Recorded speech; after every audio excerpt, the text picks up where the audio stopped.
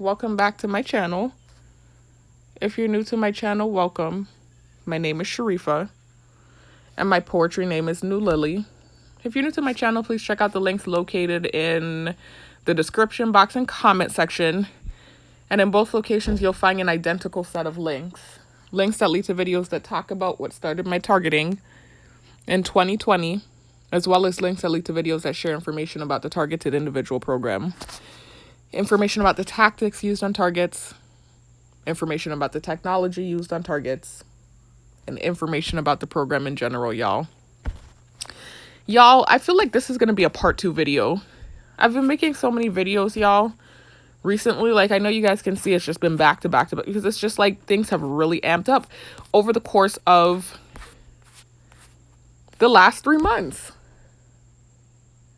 It was like a 1-2 punch. 2 things happened around the same time, almost simultaneously. It was not simultaneously, but they were so in such close succession that it was almost like simultaneous. Things that they didn't like with the program, and they punished me dearly for it. There was this tactic they were trying to do with someone in my close circle, a close relative, right? The tactic backfired. I don't want to keep bringing this up because I don't even want, more confusion with this person. Things seem to be getting better now. But they were trying to do some tactic with her and it backfired. And she ended up putting her foot in her mouth about some guy, I don't want to bring him up. And so he inserted himself in my targeting. And it has nothing to do with me. I don't know him like that, and he seems like a cool person. Most of those guys that went to that school, that private school that I went to, are cool people. But I don't know him like that. That had nothing to do with me. It had everything to do with her putting her foot in her mouth on these freaking cameras, and she keeps doing that and not learning her lesson. Anyway, so that's why he kind of just did this thing where he inserted himself in my targeting. They were trying to do some tactic with her, long story short.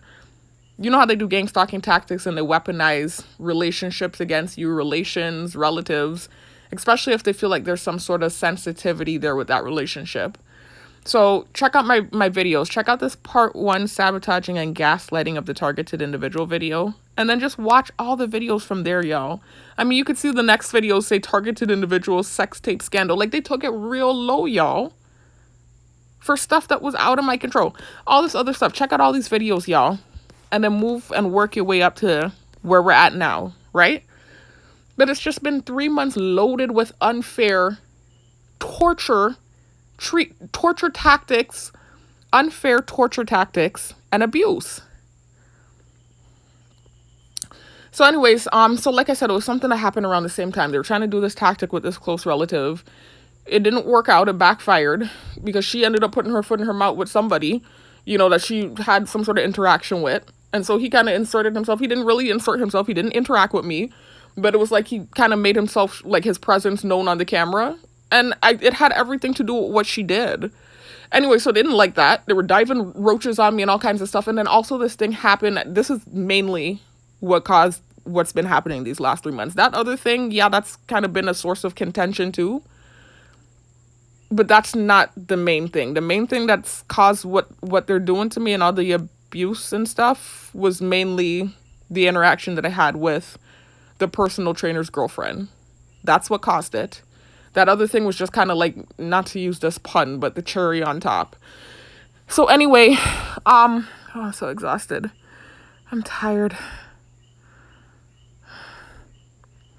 Mind you, even in the last video, you can hear that I was trying to relate, and make it known that I can empathize with that relative of mine that they were trying to weaponize against me. And the moment that she had with this person, because she put her foot in her mouth and it turned into kind of like this thing. And I kind of had a similar thing with one of the other personal trainers at the old gym. And they, of course, tried to capitalize off the moment and create this big, embarrassing, humiliating thing for me. But when it happened with her, then they're punishing me for whatever it is that happened. Like, just accept that you messed up and, just, I apologize for what I did.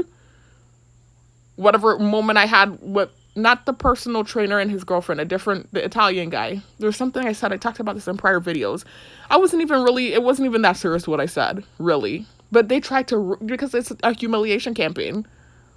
They tried to run with it and create this and that and, create this big humiliating thing from it, and it wasn't even that big of a deal. Then the thing with my close relative happens where she does something similar, and actually I would say more worse, and it backfired. And look at how they're humming on me now, y'all. This is what I'm talking about. Do you know they have the energy weapon turned all the way up? But yet they expect me to go to work tonight and train somebody and stay up all night, though. And they're literally humming on me because I'm documenting the unfair treatment and the abuse from them that I've been dealing with for the last 3 months. Anyways, y'all, I feel so out of breath.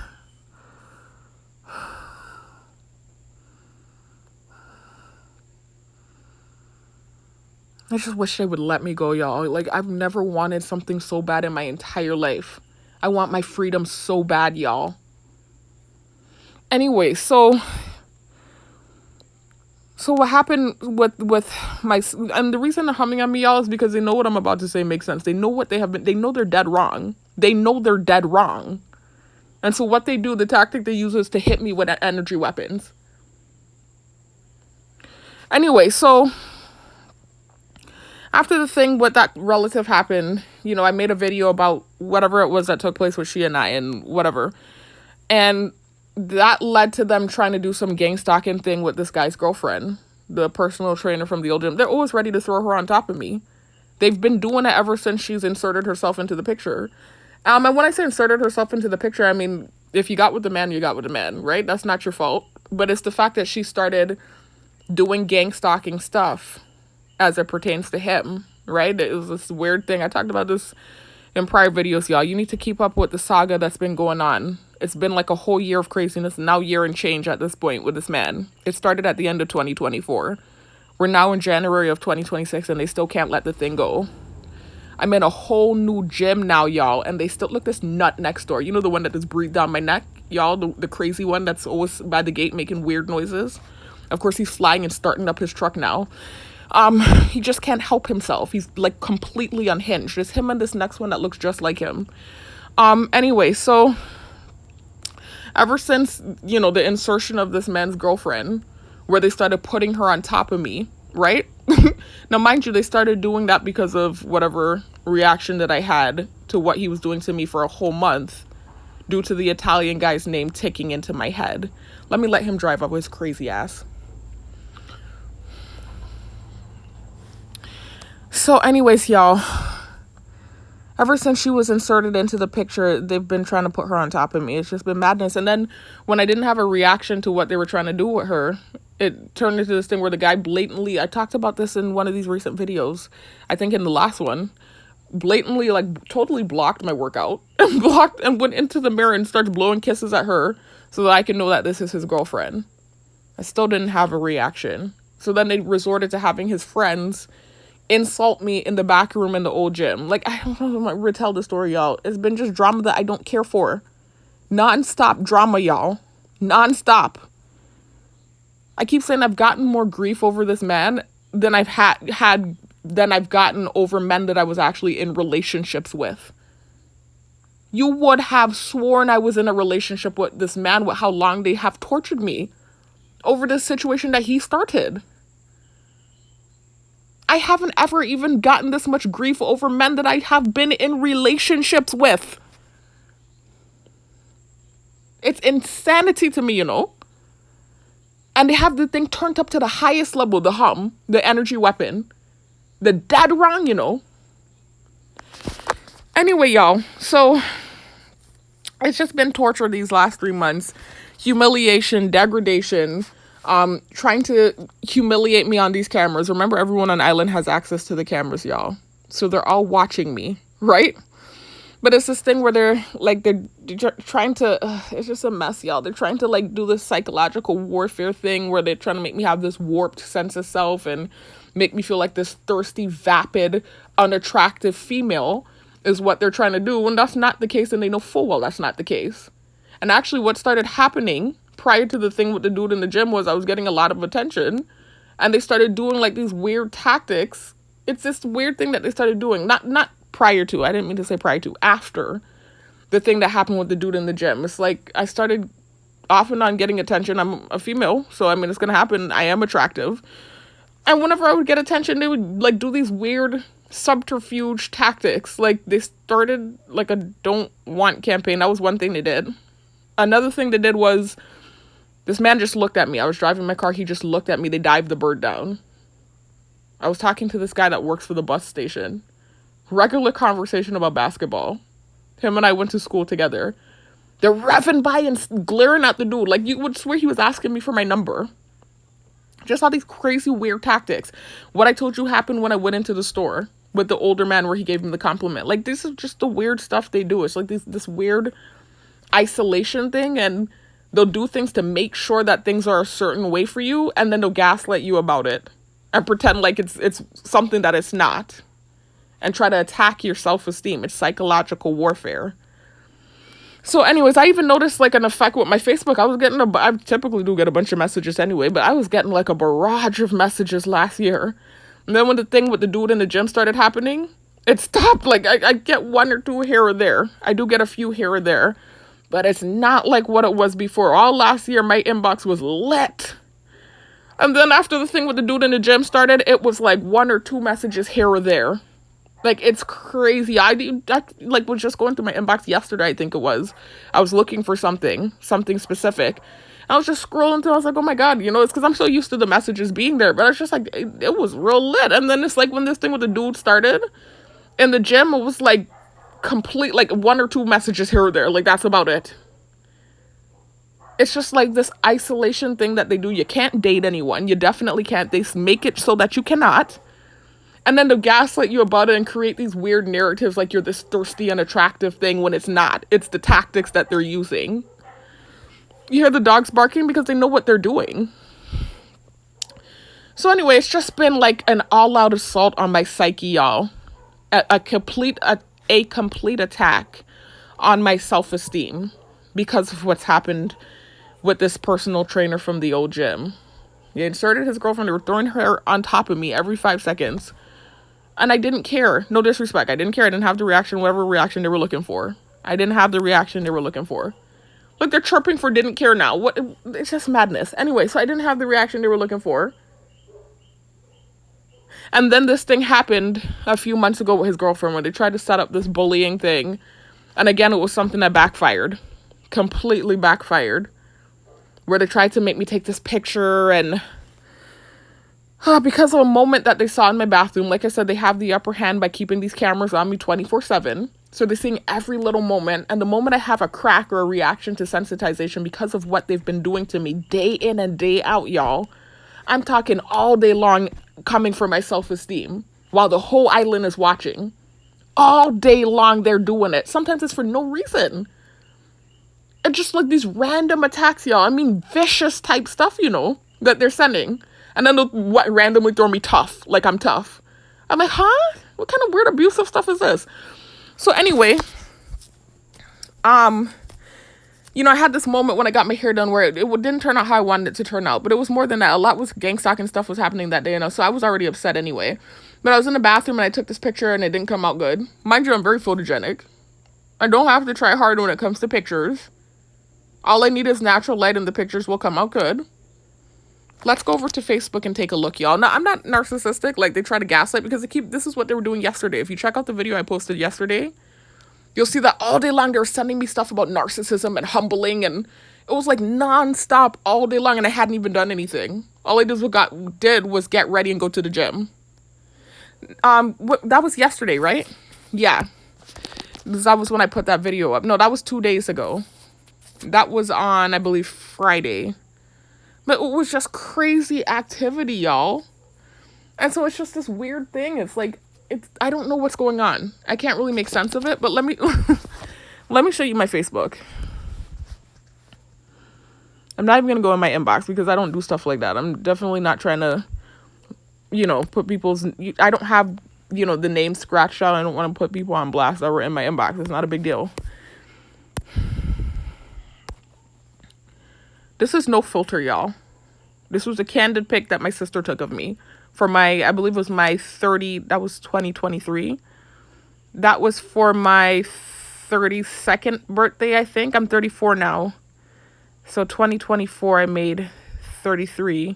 2025, I made 34. Yeah, so that was for my 32nd birthday. This is filtered.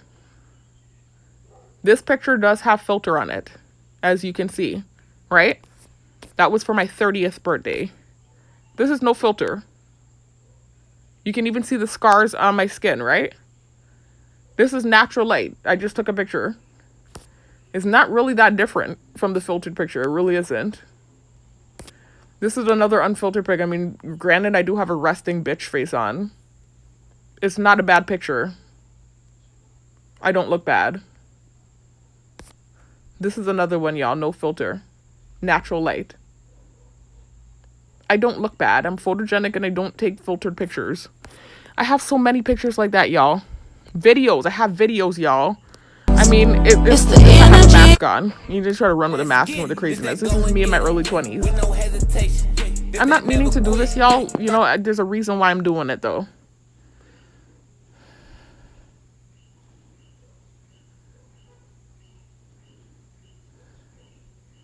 I was really slim back then, by the way, right? Anyway, because it's something that they're trying to do. I had gained a lot of weight here, y'all. This was at the beginning of last year.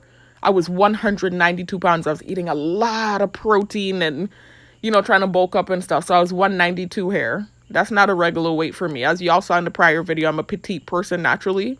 This was an unnatural weight for me. I've lost 20 pounds since then. I'm 175 now. But I was 192 then. So, you can see my face was chunky. It still doesn't look any different. It's the same thing. You can even see me trying to sit up. My face was looking chunky, right? But anyway, y'all, sorry, that's a thing on my body, you know? But these are unfiltered stuff. Like, I am an attractive person. They're trying to make me have a warped sense of self is what they're trying to do. It's psychological warfare. That wasn't me. I was wearing the mask here. I was doing altitude training here, y'all. So it doesn't make sense showing you me with the mask on. Another unfiltered picture. That was when I graduated. Unfiltered. That's filtered. That's a filtered picture. You can see me as a child. I look exactly the same. That's me, my older sister and I. Like, I was wearing a mask here. This was during COVID. This is an old picture. This was during COVID. That's why I was wearing the mask. But you can still see it's unfiltered. It's the same thing. Like, they're trying to make me have this. That's filtered. Unfiltered. Sure, I had the resting bitch face on. But unfiltered. And you see how my hair is too, y'all. Because they keep trying to come for my hair. There's nothing wrong with my hair. Anyway, so these are filtered. That's why I'm flying through them. These two on the right side are not. But the one that you can see good on the left is filtered. So that's why I was flying through it. That's filtered as well, so I'm not going to stay on it. It's not that different from the unfiltered pictures. It's really not. It does look more polished, but it's really not that different. Anyway, y'all, unfiltered pictures. So, unfiltered. I was chunky here, y'all. This was before I tried to relocate off island. And actually before I started riding my bike too, because I did start riding my bike shortly before I tried to relocate in 2022. And I started getting back into shape. This was when I was still teaching. And I had my car and everything. I had my apartment. I was eating a lot of junk. And I was working security and teaching. So, but you see, I had my nails done and my hair done. I used to, like, keep up with myself. I really did. But anyway, you can see unfiltered picture. I don't have an issue. Anyway, that's enough, y'all. That's my parents. Grandparents. That's me as a baby. It's the same thing. Nothing has changed. I look exactly the same. I don't have an issue. You can't make me have a warped sense of self. And I know they've all seen what's happened. I mean, now it sounds like I'm this cocky person. But there was a point where I was getting a lot of attention. And I wasn't trying to, not a big deal, but I'm just saying. And then this thing with the dude in the gym happened, and it's like I turned into even more of a villain. And it was like it was like this weird hit to the targeting. The targeting's already horrible. But even still after that, there are moments when things happen that they can't control. And then they do tactics to try to... It's this weird thing, y'all, that I'm dealing with. But I'm completely blocked up. It's a small community, and they're isolating me. And then they've created, like, this bullying thing, too, with me, on purpose. That's my apartment, when I have my apartment, y'all. This is a filter pic. This is a pic of my family and I, but it's filtered, so... Unfiltered picture, y'all. That's my younger sister in the middle. That's me on the right side. My older sister on the left side. and my two nieces when they were younger. This picture is pretty old, y'all. This is when I was in school in Florida before I moved back home. This was right before I moved back home. I think this is from 2018 or 2019. Oddly enough, this was around the time where I was dating that dude from the church that I talked about in my Kisses to My Exes video. The one that had the wandering eye and I knew something was wrong. Red flags, so I broke up with him, and then he got with a girl right after me. Ended up marrying her, and then he had a baby on her. So, and there's a reason why I'm bringing that up, by the way, y'all, because I tried to do something here tonight, y'all. Anyway, so moving on. That's filtered. So that's a filtered pic for my 32nd birthday. 33rd birthday, I'm sorry. No, this is for my 32nd birthday. So that other picture, y'all, where I had the short pants on and the sports bra and I had my back turned and I had my hair in a ponytail, that was my 31st birthday then. This is for my 33rd birthday. Like, I don't have an issue, and most of my pictures are unfiltered, y'all. Okay? I don't really take filtered pictures like that. Most of my pictures are unfiltered. That's filtered. That's filtered. That's not filtered. It's not that drastic of a difference. It really isn't. In fact, they make noises every time I go in the mirror and I put myself together because I'm one of those people that you would say, quote unquote, cleans up nice. I'd be around the house looking rough, and then when I put myself together, I put myself together. And I don't try hard. And I really am not dressing up the way I used to, like when I was teaching. This is filter. I'm not gonna lie, there's a slight filter there, so it doesn't make sense showing you that. These 3 pictures at the bottom, no filter. This was just like a doppelganger thing. I found this website that you can put your picture in and they'll pull up people that look like you, and I found 3 girls that look like me. So I just put this together. The girls on the top, that's not me. You know, those were lookalikes. But the 3 pictures at the bottom, that's me, no filter. This is a video, y'all. This was me at the beach. It's, again, not a drastic difference. No filter, I was at the beach.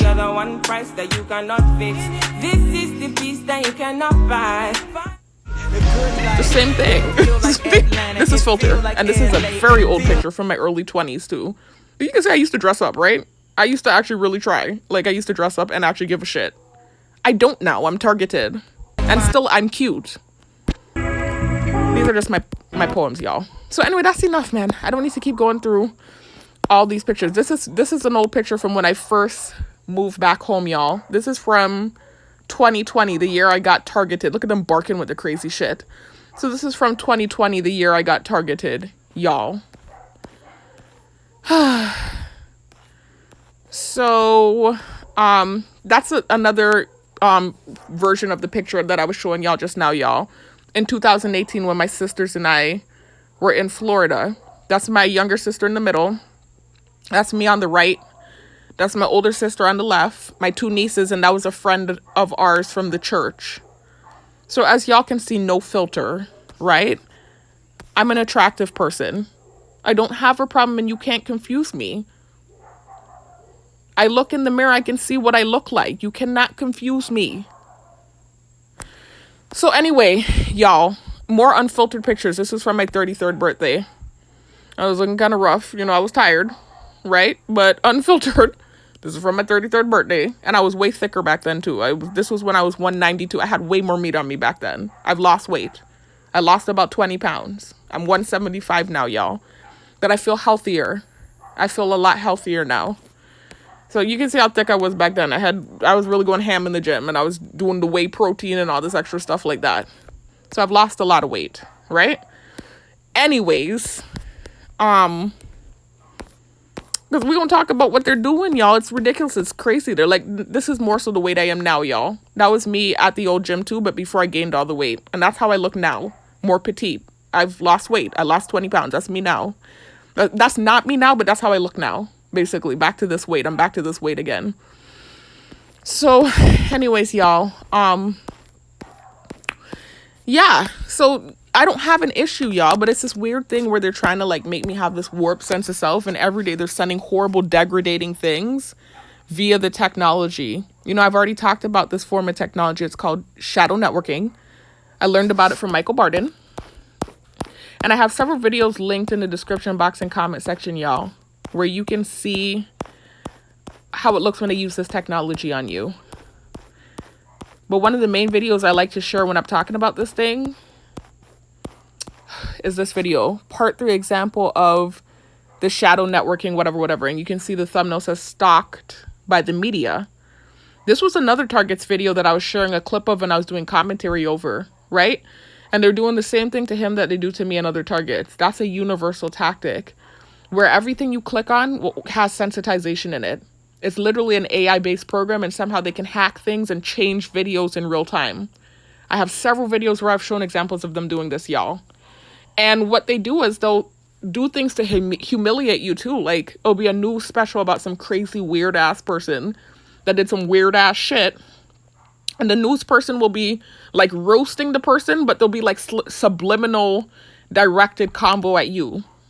Right? It's this weird thing that they do. Like, for instance, the guy in the thumbnail, his name was Sean. He was some nut that killed some girl in his apartment, right? His name was Sean, and it was spelled the same way as the Sean that was watching the video, the target Sean that was watching the video. And he had similar things in his room to the Sean that was watching the video. Regular items, y'all, household items, cleaning items, etc. The Sean that was watching the video didn't kill anyone, so that's not strange. But this guy, obviously they found a body in his room, you know, so it was creepy or ominous that he had certain miscellaneous items in his room. So to humiliate Sean, the target, they were saying like these horrible things about the guy, and you know it was like this directed combo at the Sean, the target that was watching the video. Meanwhile, all these cameras are on him, and God knows how many people are watching the moment. And you're aware of the fact that cameras are on you and that the neighbors and everyone else has access to the cameras. So that's a universal tactic they use to humiliate. You know, sorry, I feel winded. Like I told you, they're hitting me with the direct energy weapon, and it typically makes me out of breath. That's why they're doing it. They always do that when I'm about to make videos and talk about the abusive shit that they're doing unprovoked. So anyway, y'all, it's something they're doing with me like crazy, and they've actually been doing it for a while, but these last 3 months have been ridiculous because of this interaction that happened with the personal trainer's ex-girlfriend. Like I said, about 3 months ago, around the time when the thing with my close relative happened, where they were trying to do something with her, and it backfired. Around that time, like very close proximity, the same week, you know, I went to the gym. That was when I was still going to the old gym, and they tried to set up this bullying, gang stalking interaction with the personal trainer's girlfriend. And that was because, like I said, I had a moment in my bathroom where I had got my hair braided, cornrows. I've been doing cornrows for years, and it typically looks good. But the lady that did my hair did it at a size that didn't suit me. So she did a good job. She's a good braider. I went to her before and she did it super big. It looked good. But she did a size that didn't suit me and I didn't like the look.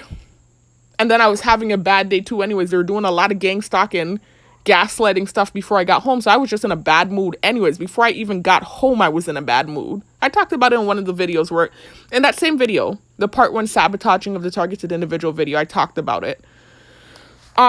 Anyway, so they tried to set up this thing with her where she was supposed to be taking a picture of me because I took the picture that didn't come out good. Mind you, I just showed y'all I'm very photogenic. Most of my pictures come out good. So anyway, they saw me have that moment in the bathroom and they tried to capitalize off it and do this bullying thing in the old gym, and it backfired. So I took the picture on the girl's phone because they had this new system in the gym that they were setting up. And so they purposely were like trying to do this thing where she was going to let me take my picture on her phone. And I think they were hoping I was going to have another bad moment, or I guess where the picture came out bad. I think this is what they were hoping for. Even though they know how my Facebook looks, her boyfriend is following me on Facebook. They know how my pictures on Facebook looks. Anyway, so I took her phone and I took a natural picture in natural light. I didn't do anything. I just took the picture and I gave her the phone. And then she started to like malfunction. Like she started, like her eyes started doing this weird blinking thing. And then she started just like dissing me via directed combo. There was this weird thing they were doing where she was on the phone with this guy that they used as a gang stalker on me. And we're trying to do some weird petty stuff with him. I don't feel like telling the whole story again, y'all.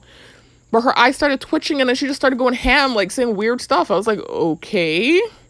You know, so after that moment, it's just been up from there, y'all. They have just been attacking me nonstop, my self-esteem, just every day. I guarantee you, it's like every day for at least, I don't know how many hours in the day that they do this, but it's just consistently throughout the day, all day, every day, they are attacking my looks and my self-esteem. All day, every day, I'm painting false narratives. They insinuated that I was some sort of loose female. You know, all kinds of crazy stuff, y'all. Mind you, they're still humming on me, but they expect me to go to work tonight and train somebody. Anyway, y'all, so it takes a toll on your psyche. You can go look in the mirror and see that you look good. And it will still take a toll on your psyche having all these people watching you while they're constantly trying to humiliate you and sending these horrible, abusive things. I even saw it happen with that Target. That same Target I was showing y'all, the Sean guy. They kept trying to come for his weight and make him feel like he was overweight. And then when I actually saw how the dude looked, he's not even slightly overweight. But what it was before his targeting started, he had more meat on him. And due to the targeting, he lost weight. So for him, it was just like this. It's like it seemed like it created this insecurity in him. And they tried to hone in on it. And so they would always have what he would describe as like, it's weird talking about it now too, because that's a tactic they started trying to use on me recently too, but not about my weight. It's a weird thing they're trying to do. So I don't really want to talk about this, but I'm just trying to tell you specifically what they did with his targeting, because it varies depending on the target. So with him, it was a weight thing. That's all I'm saying. They were trying to sensitize him to weight and come for his self-esteem in that way. With me, they're trying to make it seem like I need to wear a mask and my face is so bad. I need a mask and a this and a that. And before, when I was thicker, before I lost the weight, they were insinuating that I was like a butter face. You know that the saying butter face, where it's like everything but her face, like your body's nice but your face isn't looking good. Like they were trying to send sensitization with that before, right?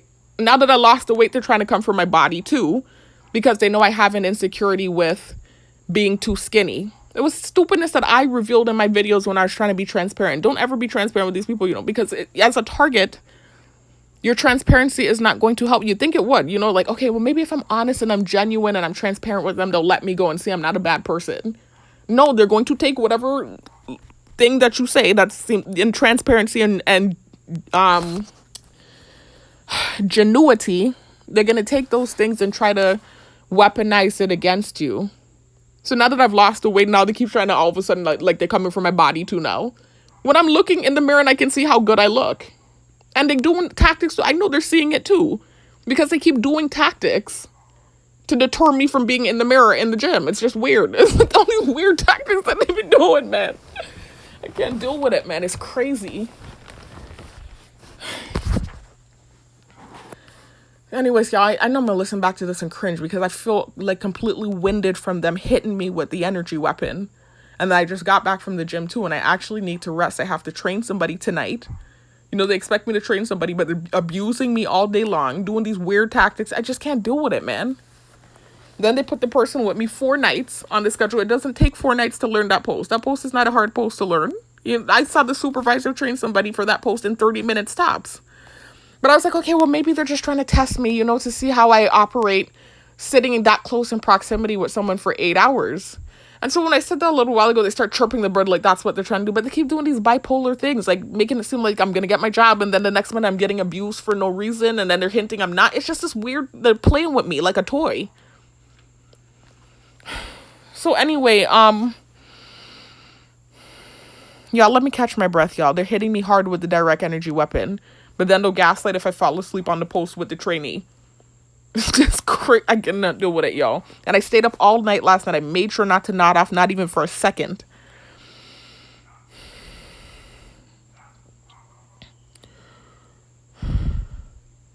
So it's just these weird gaslighting tactics, y'all. You can see, you know, what's going on. Like, it's obvious.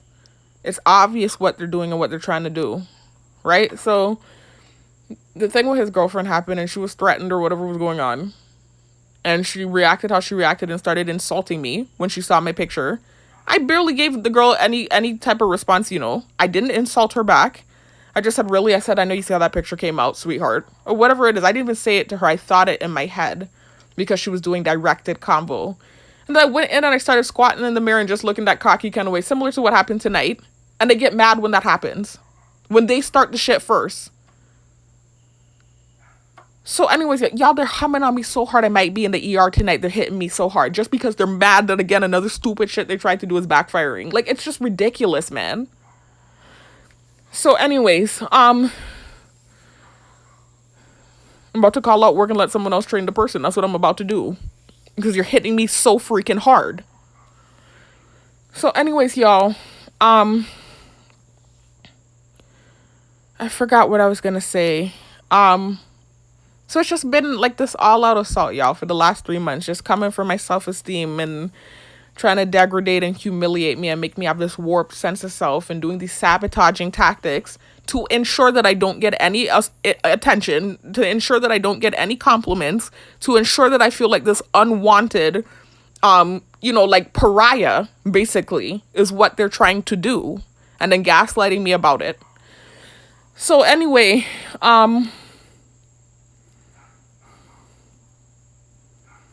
they're trying everything to hurt me. They even keep recruiting dudes from my past, dudes that they've recruited several exes, actually, that were bitter. And then they've even recruited dudes that I wasn't in relationships with, dudes that I just talked to. A lot of them were bitter. But even one recently where I was like, I didn't know he had a problem with me. Like, he wasn't even on my radar as somebody that would participate in this. But I think it's something that was said in 2023 when I was having this conversation with a relative of mine. And she said something offensive about him, and so I think that's why he's inserting himself now. But it's just like they're going to every length and extent to try to hurt me, insinuating that they recorded, this sexual encounter with an ex-boyfriend, one encounter, in my apartment before I tried to relocate off island. Like, it's just weird stuff, y'all, I'm dealing with. Crazy, unjust, inhumane, weird stuff, y'all. It's been nonstop punishment for the last 3 months for mainly things that are out of my control, really. So anyway, today, y'all, this morning, what they like to do is, I'm again doing security at the facility now, and they've been hinting I'm gonna get my job back. They like to wait like around 6 o'clock, the time when people start coming through the gate, the workers and stuff.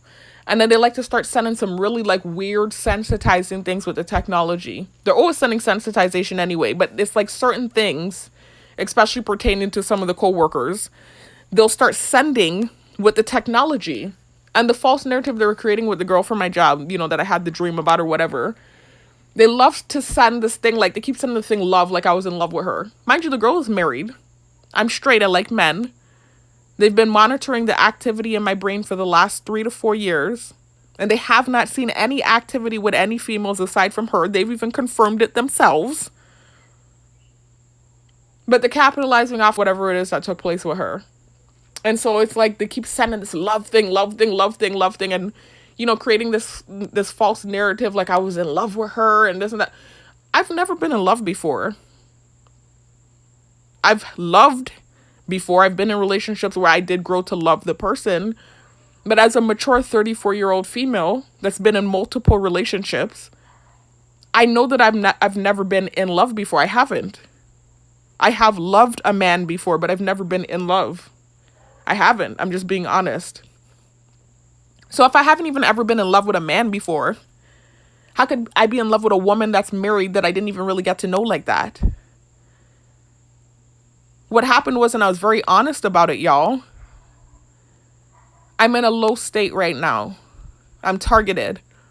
They're doing all of these isolation, sabotaging tactics. And not only that, then they're degrading and humiliating me and trying to make me have this warped sense of self and trying to create this low self-esteem in me. And then gaslighting and calling me a narcissist when I'm not doing anything that's narcissistic. Y'all, they have the hum turned up to the highest degree. It's just straight wickedness, Anyway, so I've done things that are out of character for me. She just don't want me to defend myself. Anyway, so I've done things that are out of character for myself, y'all. I've done things that are out of character, right? Prior to the target, and I know they did the research on me. This is how it works when you're targeted. Eric Snowden, a high-profile target, already talked about this. The reach that these people have. And when they decide to put you in their grips and put you in this program, they dig well into your past, all the way to your childhood. They know everything there is to know about you. So I know they know what I'm saying is true. Anyway, so prior to 2020, the year when my targeting started, I had only had 2 consensual partners, sexual partners, and 1 non-consensual. I told the whole story about how that happened, right? In my early 20s, I did deal with alcoholism. I've talked about it. I've been very candid and open about it. I wasn't an alcoholic when I got targeted. I had long turned my life around. Like I said, I had a degree When the targeting started, I had just graduated from school magna cum laude, and I came home to teach. I wasn't an alcoholic when the targeting started. But in my early 20s, I did have a short stint of alcoholism, and I talked about this in depth in my full story, y'all. So during that period in my life when I had moved back home in my early 20s, there was a moment where I was in this same house, my grandparents' house. My grandparents were still alive at the time, while my grandfather was. And my cousin used to live here. Ugh, this annoying... Ugh. Anyway, the annoying gang stalking neighbor pulled up now. Anyway, so my cousin used to live in the back hut, in the back house. And I used to hang out with him. And that time when I was low and I was, dealing with alcoholism, it was like 2 to 3 years that I dealt with alcoholism. I used to hang out with him and his girlfriend. And so I remember there was a time I went back there with them. And I was, again, dealing with alcoholism. This was during my active years of alcoholism. I got pissy drunk. And I trusted them. I felt like I was safe because my cousin was there. I didn't think anything was going to happen to me. So I got blackout drunk, y'all. Like, wasted. And I woke up. I don't want to tell the whole story again, y'all. Long story short, because I've told the story in multiple videos. His friend ended up doing stuff with me while I was blacked out. That's the only time that's ever happened to me. And so it was this non-consensual, sexual encounter that I couldn't even remember. And so that's why now they try to create this false narrative about the thing with children. Trying to create and warp what happened with the text message when they know that has nothing to do with that. What happened with the text message resembles what was happening to me in the Airbnbs before I moved home. And they know that. So anyway, they tried to create this false narrative, though, like I was getting blackout drunk and this and that, and something could have possibly happened that I don't remember. I never got blackout drunk around my nieces. There was never a time where I was blackout drunk around my nieces, ever. And I like men. I don't have an attraction to females. So anyway, it was just another false narrative, though, that they created, again, to malign me and make me feel accused. If you listen to my full story, you'll hear that the theme of my targeting is bearing false witness or falsely accusing people or making insinuations that aren't necessarily true. So anyways, so the guy did whatever he did. If you listen to my full story, you'll hear the story with him, y'all. So there was that encounter. He was the second guy that I had intercourse with, by the way, y'all. And again, it was not consensual. Prior to him, the only man I had intercourse with was the ex in Florida before I moved home in my early 20s, in Tallahassee, that took my virginity and led me on. And it was a spiteful thing with him. I broke up with him. I think he felt some kind of way about how the breakup happened. 2 years later, I got back with him. And he took my virginity and ended up leading me on. That was largely what attributed to the alcoholic period that I had in my life, y'all. That was a major driving factor. Anyway, so got home, that thing happened with that guy. It was one encounter. And then years later, in 2018, when I went back to school in Florida, I started going to the church. Those same pictures I showed you with my sisters where we were dressed up in gold and stuff and we were in the church. I started going to the church and I met this guy that was in the church and he seemed like he was a good guy and he was church going and God fearing. And so I let my guards down and I trusted him right away. And I did have not many. I had, I almost want to say 2, but it wasn't. It was one sexual encounter with him. I keep saying 2, but I did not have 2 sexual encounters with him. There was a near encounter where we were, and then there was a full-on sexual encounter that I had with him. That's to tell you, I was still holding on to myself and not trying to get used out. And this was my mentality. I kept feeling like I don't want to get used out. Not to come for anybody that's out there doing whatever with whoever. That sounds judgmental. I'm not judging you. I don't care what you do with your body. I don't care at all. Trust me. But I'm just saying it's this false narrative they keep trying to paint like I'm this promiscuous, desperate, vapid female. And it's not true. And it's something they're doing to spite me because something I talked about in my full story about my roommate and some stuff that was going on with her when she lived with me before I moved back home in my early 20s. And the only reason I kind of mentioned what was going on with her was because I was trying to talk about what took place with this cyberbullying dude and how I thought it was a setup. And it's this long talala story, y'all. It's a long talala story. I never said who she was. Up to now, I haven't revealed who she is, but I'm sure the people that have done their research knows who she is. But I haven't mentioned really who she is. Anyway, so nonetheless, y'all, this is partially why they're purposely trying to perpetuate this narrative of me being this easy, thirsty, desperate, vapid female. That's just never been me or my MO.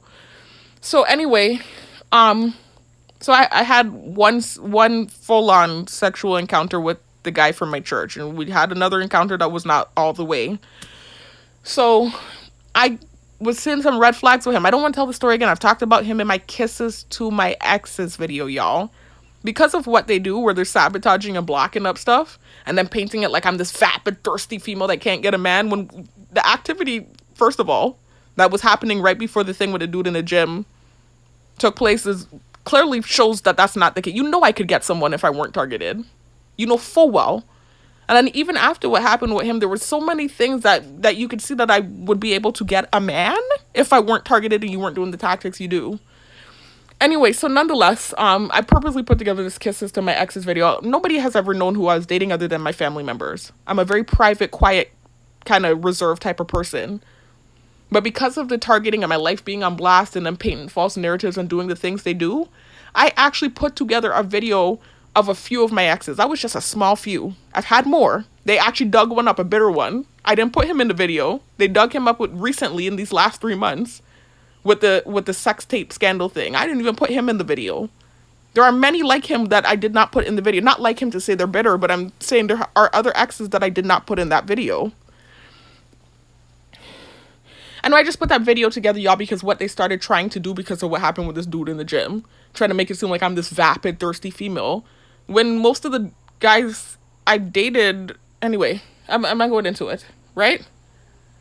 Anyway, so... I'm not a vain person, though. I'm really not. I'm not a vain person. It's really more so how you make me feel in the connection. I'm not a vain person. I'm really not. Yes, I have eyes. I can see if a man is attractive. I do have to be attracted to you. I'm not a vain person, though. I've dated every type of dude you can think of.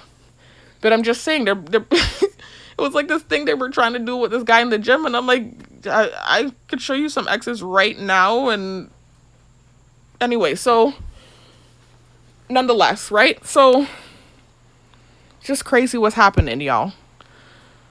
I guess I'm trudging on dangerous territory because it's starting to rain now. But it's not right what they're doing, man. It's not right what they're doing. Anyway, so long story short, y'all, because I'm going off on a tangent, I need to rest. I have work tonight and I wanted to leave earlier to get there before the person that I have to train, because I like to wipe down stuff and I don't want to do it while the person's there standing there awkwardly. I like to organize things neatly in the shack when I get in there. So I was trying to get there earlier tonight before the person that I'm training gets there.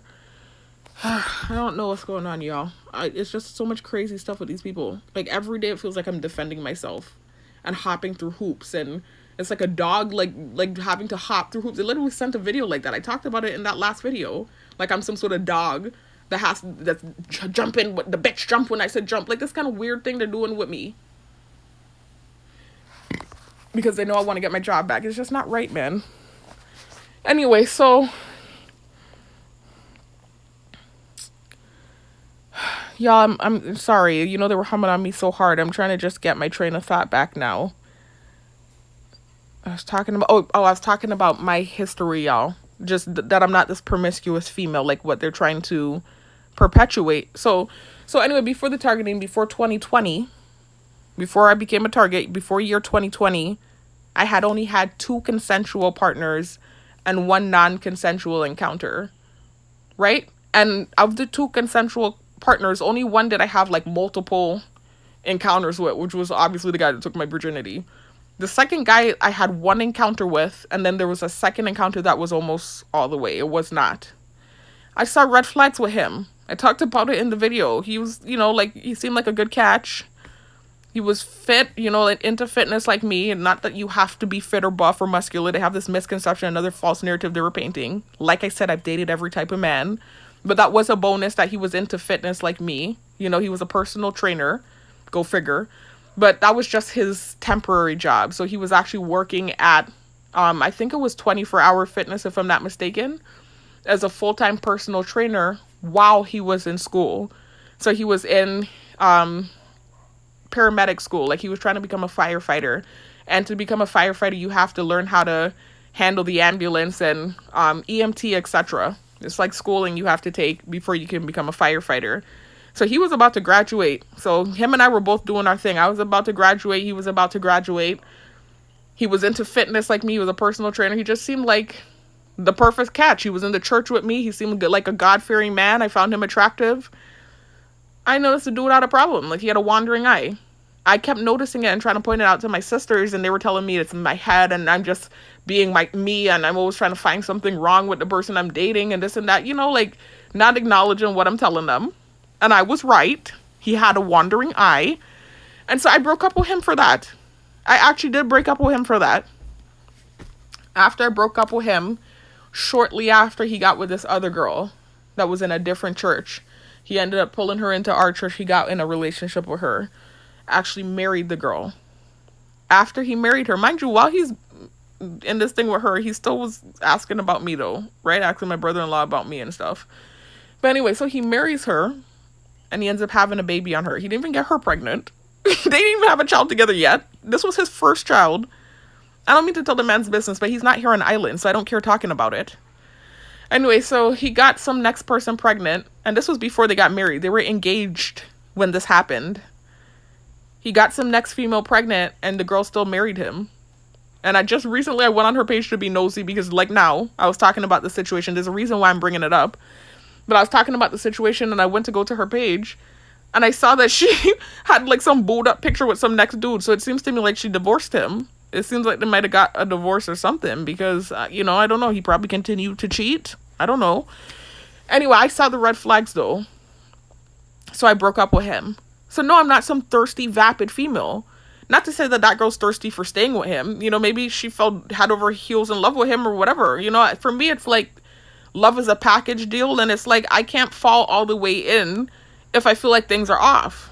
But some females can. Like if they, feel like you're a good catch and, they get caught up in whatever, they could fall. That's not how it works for me. So anyways, I'm not this thirsty, vapid female like they're trying to paint it. I'm targeted and you can't gaslight me about what's being done here. So anyway, this is the longest I've been single, y'all. Like, I have been single since... And even during the targeting, I had a boyfriend, y'all. But that was before it went viral. Once it went viral, that was when they really started to, like, clamp down with the you hear them chirping? With the clutches and the isolation and making sure that I can't date anyone. And then they also send these weird subliminal things about not being able to procreate and weird stuff with the technology. And I keep talking about the fact that my biological time clock is ticking. I just made 34 in December. Even before I said that, though, they kept sending these hints about not being able to procreate. And, it's this weird thing that they do when you're targeted. It's like not just your financial that's like clamped down. And, it's your dating life. It's every aspect of life and living that they block up. But then they'll use the tactics, block it up, whatever, make you this pariah, and then bully you and gaslight you about it and make it seem like it's just you. You just can't get a man. You're like, I lived my whole life in relationships. I lived my whole life in and out of relationships. I never had a problem getting a man before. Even during the targeting, I was getting attention and you were doing tactics. But you're going to make it seem like I'm just this thirsty, vapid thing that can't get him. No, you're doing tactics and you're isolating me. Anyway, so... Nonetheless, it's just a psychological warfare, y'all. That's literally what it is. It's psychological warfare. It's almost worse than just direct contact, direct warfare. This psychological thing they do, it's a lot worse because it's hard to prove. You feel like you're going crazy. You can kind of prove it somewhat, but it's just like, it's still like this thing where they can gaslight. You hear this crazy nut still outside trying to get attention. He is a very crazy, creepy man, Anyway, so, and it's pouring rain and he's so involved in and enthralled in what's going on with me that he's sitting outside in his truck in the rain. Anyways, y'all, let me let him drive off again. You keep driving off and pulling up and driving off, and it's pouring rain. Anyway, I don't want this video to be too long, y'all. I need to get to sleep because I do, like I said, have to get to work tonight, and there's a lot going on. And I have a doctor's appointment tomorrow. It's just a lot of stuff going on. So anyway, it's just been this campaign to smear me and paint me in this negative light, make me seem like this vapid, thirsty, loose female, and it's just not true. So prior to the targeting, like I said, over the span of a decade, basically, because I lost, TMI, but I'm just being candid since they're painting false narratives. I'm telling you what really happened. I lost my virginity at age 21. I had multiple opportunities to lose it in high school. Multiple. My sister knows this, right? I held on to it. And that's partially, like I said, what led to the spiral into alcoholism, because I had this whole perception of how that situation was going to go down, and it was supposed to be my husband and blah, blah, blah. Of course, I'm over that now. I'm a big 34-year-old woman. I mean, I'm over that way of thinking, but that was my way of thinking. Very old school and virtuous, not judgmental though. But I'm just saying that was my mindset, and it was kind of the way I was raised too. So anyway, that thing happened when the guy didn't work out. I come home and, I'm in the spiral of alcoholism for about 3 years. The encounter with that person happened that was non-consensual. That one encounter. And then I was celibate for years. For years I was celibate. Dated multiple men. And I was celibate. And then in 2018, when I went back to Florida to finish my schooling, to get my bachelor's degree, I had my associates. I went to get my bachelor's degree. That was where I met that dude from the church. And, at that point, I'm older now, and he seemed like a good catch. Similar to what I think happened to his wife, where she's like, she probably felt like she could put up with it. With me, I was like, no, I don't, I'm not some thirsty, vapid female. I was like, no, thank you. I can see this is going to be a problem in the future. And I was right. So, no, I broke up with him and moved home, and then the targeting started in 2020. In the span of the first 2 years, I've said this already in the recent videos, in those sex tape videos you saw me just referencing, y'all, I talked about this. In the span of 2 years, from 2020 when my targeting started, to 2022 before I tried to relocate off island, I had 4 partners. Doesn't that sound wacky to you? It's similar to the back-to-back car accidents, where I was driving from age 15, and then at age 29 I get targeted. And then in the first 2 years of the targeting, I have 4 back-to-back car accidents. Really? You're not going to take what's going on, my mental state, into consideration? You don't think that has something to do with it? It's the same thing with these sexual encounters. Prior to my targeting, I had this, whatever was going on. And then after certain things happened to me, it's like you kind of lose, I don't want to say like I lost my mind, but I lost myself. And so certain things I started to get desensitized to, and I didn't care anymore. So I had 4 partners in the span of 2 years. More than I had in the period of when I lost my virginity all the way up until age 29. It was like a whole decade of me being very careful and selective. And then I got targeted, and it was just, I wouldn't say a free-for-all. It's not like I just started going out and doing it with Tom, Dick, Harry, and it wasn't that. But yeah, things definitely shifted. I was feeling a disconnect with my family. I felt betrayed. I was feeling low on myself. Not the kind of low they're trying to make me feel, though. But I was feeling low on myself. And I had four encounters, and 2 of them were not relationships. That's so not me. 2 of them were not relationships. The first one was this older man. That's the first older man I had ever really dealt with on that level. There was an older man, I'm going to be honest, because they do their research on you anyway. There was an older man when I was in Florida before I moved home in 2020. Before I moved home in 2020, I dated this older man for about, I don't know, like 2 or 3 months, something like that. He was 50. He was older. That was before the guy that I dealt with after the targeting.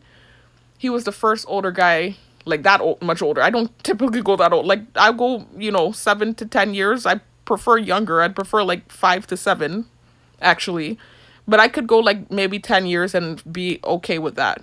But once we start getting past 10 years, it's like I'm thinking of foresight what it's going to be like once we get married, But that was the first like significantly older man that I dealt with. It was this 50-year-old man that went to our church, and he had like this big business that he owned. It was like this dog training business, and he had celebrities that was coming to his business, like Rick Ross and this person and that person. He was in cahoots with this other dog trainer guy. That's not why. It's not like I'm a gold digger. I've never dated a man for money, but it was just kind of like this thing where, this young female and this older guy is giving you attention, and it seems like they have a lot going on. That's kind of what the moment was. I never had sexual intercourse with him, though. That's the difference. We didn't have sex. But I did date him for like a few months. But like sexual intercourse after 2020, when the targeting started, there was this older man. He was 48 at the time. He was 47 making 48. And I was 30 when the thing happened. So he was 17 years older than me, like way older than me. And he was a foreman out at the hotel that I was doing security at. At this time, I was teaching. I didn't need his money. I had my own money. I was teaching and I was doing security at night, but I was targeted. But I didn't know I was targeted. That was around when I had just started. I just knew something weird was happening, and I was having this disconnect with my family, and I was feeling low, and he was, saying the right things, and okay. Anyway, so I'm just trying to let y'all know I'm not a gold digger. It wasn't a money thing. Just because I told you he was the foreman or whatever. I had my own stuff going on. I had my own apartment. I had my own car. I was teaching and doing security. That's where we met while I was doing the security. So it was not a money thing. It was more so how he was treating me. And I was having this disconnect with my family. So anyway, I was just doing the security, and he came one night and, started finessing or whatever. And he kept coming every night, and he even brought me flowers, and whatever ended up happening, y'all. I ended up dealing with him, and we were not in a relationship. I could have had a relationship with him if I wanted to. Just to tell you, it's like this mental thing that started happening with me after the targeting, where I started to kind of like not care. I know that sounds weird, but after a whole decade of, being super selective, but I started to not care. So anyways, I had multiple encounters with him. I'm not going to lie, I did have multiple encounters with him. And then after him, I can't remember if the Jamaican guy came first or the bitter ex. It was in such close proximity, these encounters, y'all. I'm honest and I'm transparent, and it usually bites me in the butt. They use these transparent moments to try to malign me. But I'm just letting you know, mental health is a real thing, right? And so your mental state does matter. That's why in a court of law, they have the term temporary insanity. Because you could be going through mental duress and some sort of mental turmoil and act out of character or do things that are not typical you. For me to have 4 partners in the span of 2 years, when over a decade I only had 2, does that make sense? Same thing with car accidents. No car accident prior to 2020, and then in the first 2 years of the targeting, it was 3 back-to-back car accidents, and the 4th one happened last year. I mean, come on, really? The mental does matter. That's why in a court of law, they take that into consideration. So anyway, I went off on a tangent because I want to talk about what happened with this girl from my job. It's a similar thing. I'm going to get there in a minute. I'm not a lesbian. I don't like females typically. I keep trying to be very honest about the fact that I don't typically just go for a female. I like men. And they know it too because they've been monitoring my thoughts for 3 years. There was only one other female that I found myself having an attraction to in my life. And that was years ago, back in my early 20s when I was dealing with alcoholism. And I went to rehab. And there was this girl there that wasn't from the island. She was a model. And she was mulatto.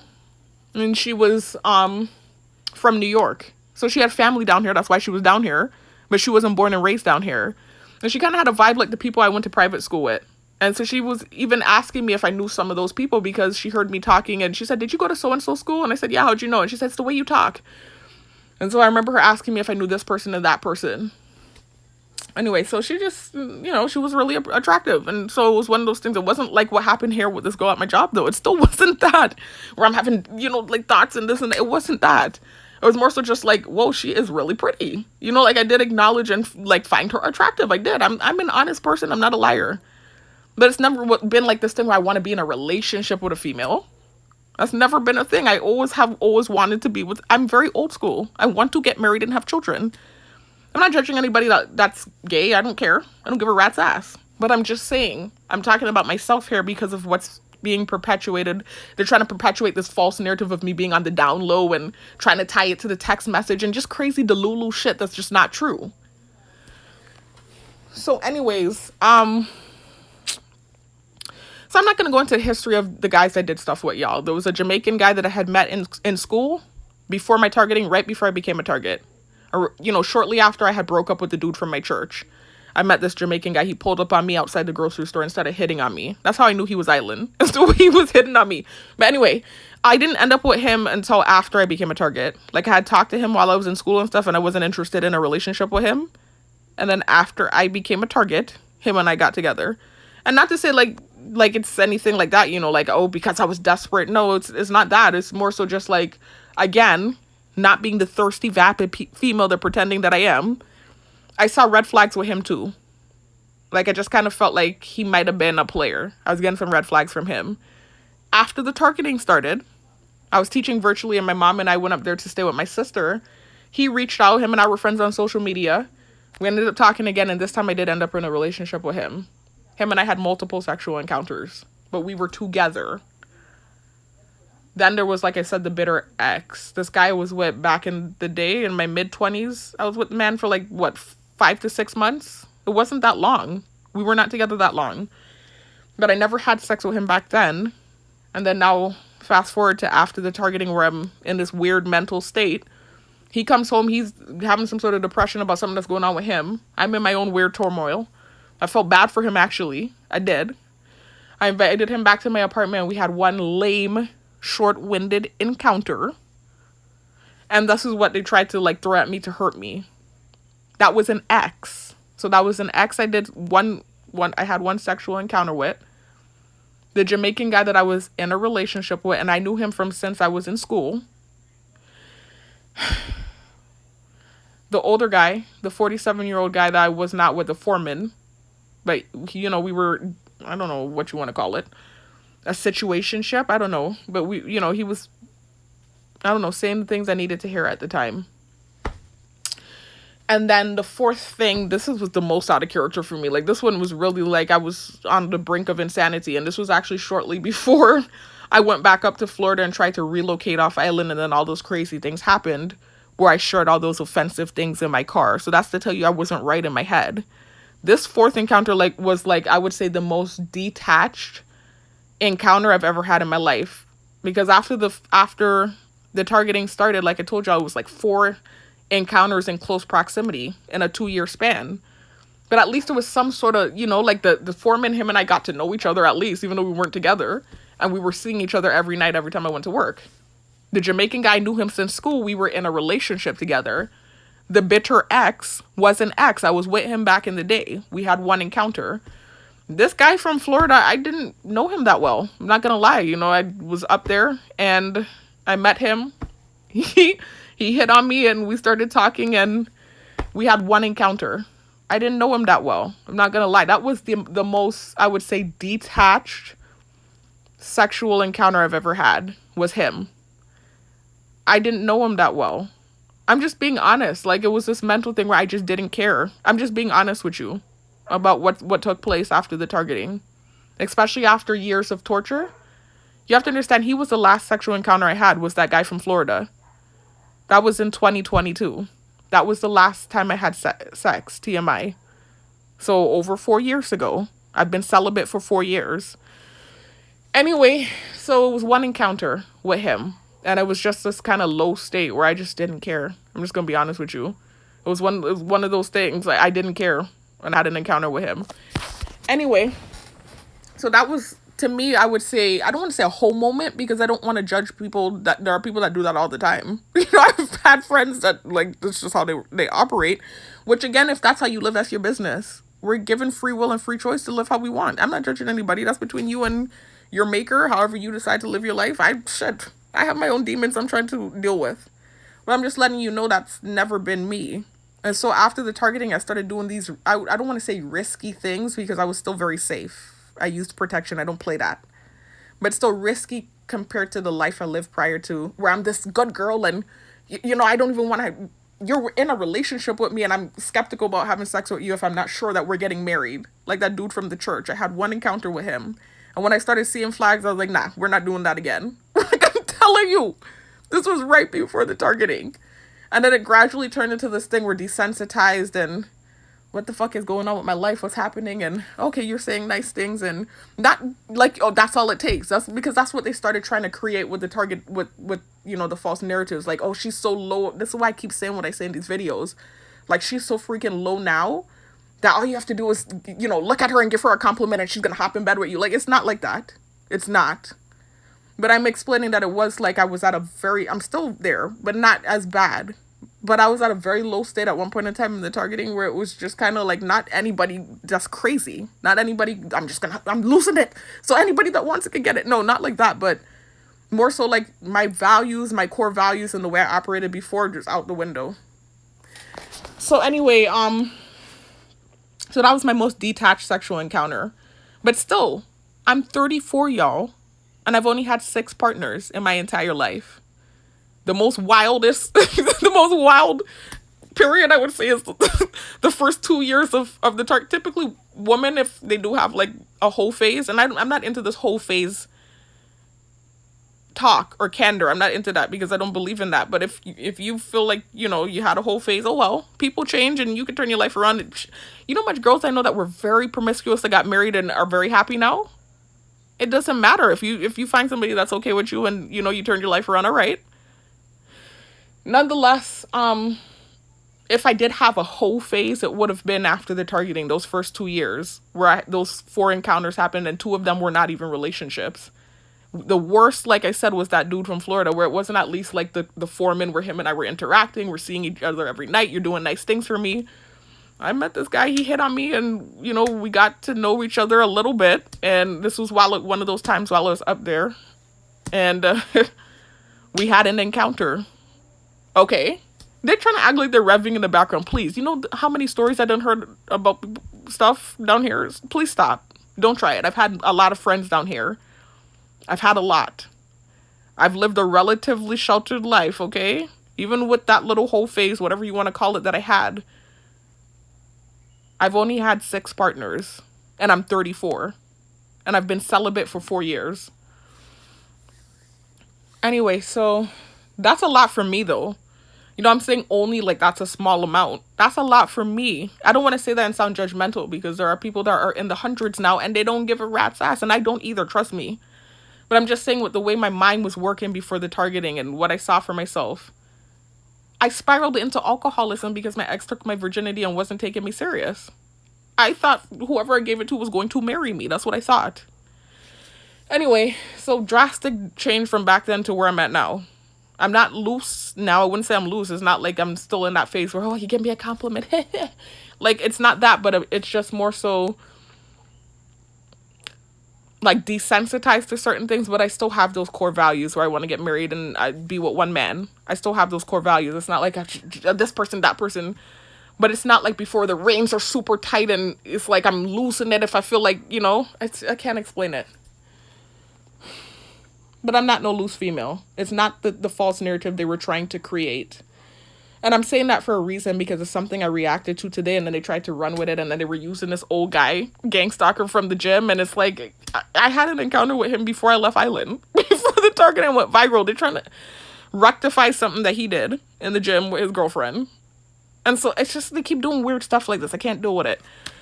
I don't even want to come for the man because he seems like a nice person, but I don't know. He just seems like I've dealt with a lot of men before. I could be wrong, but he seems like he's something else. I've dealt with that. He reminds me of the guy from my church, actually. He really does, badly.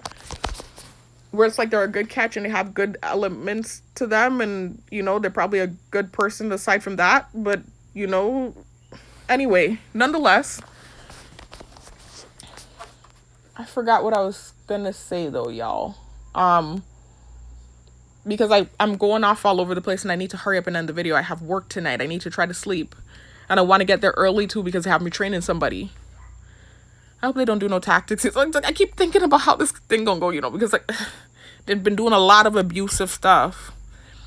Anyways, this is the weird stuff they do though. They'll use someone as a gang stalker to try to do something and then I talk about it. And then they get angry about it. Excuse me, y'all. So anyways, so I've been out of, long story short, y'all, I've been not myself and acting out of character since the targeting. And so this whole lesbian extravaganza situation thing with this person that's married. It's another one of these out of character moments, right? First of all, for years they've been sending with the technology, right? MK Ultra programming, gay, lesbos type stuff. They're sending it constantly all day long, punging it in my head. That's programming. All day long, you're punging this in my head. You're reading my thoughts. You see me daydreaming about men because you keep trying to embarrass me about my daydreams too. You know I wasn't thinking about females until I got to the facility and this thing happened with this person. And it wasn't just like this off-rip thing where I just saw her and I was like, ooh, a female, I like her. It wasn't like that. What happened is, and I talked about it in one of these prior videos, when first of all, before I got in the facility, I remember I was at the orientation, which is at a separate location to the facility. And we were on a break and I was just scrolling through YouTube. And it was weird. It was like with the algorithm, it's like they purposely threw me a video about the facility because I had never seen anything about the facility in my newsfeed before. I don't watch stuff pertaining to the island really like that. So it was just odd that all of a sudden on my YouTube, in my newsfeed, is this video from the facility. So I remember clicking on the video and, you know, they were just showing some of the correction officers in there and they were doing this meeting with the youth, you know, so they had some students from, you know, some of the local high schools here, and they had some like reformed or what's the word I'm looking for? Yeah, I would say reformed inmates that they selected to do like, I don't know, like some sort of almost like what's that show called? Remember on Maury when you had those unruly children? Except these were not unruly children. These were just regular high school children. But I think the show was Maury. I can't remember what show it was. Where these parents would bring these unruly teens. And so they would take the teens to the prisons and let some of the inmates talk to them and scare them. It's called Scared Straight. That's the name of the show, Scared Straight. It kind of reminded me of that, except less intense. And it's not like these were bad kids. Not to say those kids are bad, but, you know, those children, excuse me. But they were misbehaving. And this was what led to them, you know, their parents putting them on Scared Straight. That's not what this was. These were just regular high school students. And they were just coming to learn about the prison and, you know, being given advice. Like, I was young too, and I made some bad decisions. You know, don't do this, don't do that. That type of thing like that. And so they had different correction officers. Sorry, I heard a door, y'all. They had different correction officers in there. You know, some would come up and talk, and then they would let some of the inmates, like I said, the well-behaved, reformed ones, and one that actually wasn't in jail anymore. It seems like he had did his time and he was out of jail, and he was saying he works with the governor and stuff now. Anyway, they were just in there giving them advice and stuff and telling them, you know, warning them how easy it is to go down the wrong path. So I thought that was cool. So I sat there and I was watching it, and I remember the guy eventually he started talking about the female correction officers in there. And so he started saying, you know, talking about the ones that they'd be checking out or the ones that they call sweet things. That's island slang, y'all. Like a sweet thing is just, I mean, you look good or whatever, right? So they have designated officers in there, female officers in there that are on the sweet thing list, right? So he named out like 3 officers. It was like 3 of them that he named out. And some of them are much older anyway, so it's not like you won't be checking them out like that. It's like these are people that you're going to look at more so as like an older figure, that type of thing, maybe a mother figure or something like that. So I think that's why some of them didn't get named out. Maybe when they were younger, they would have been on the sweet thing list.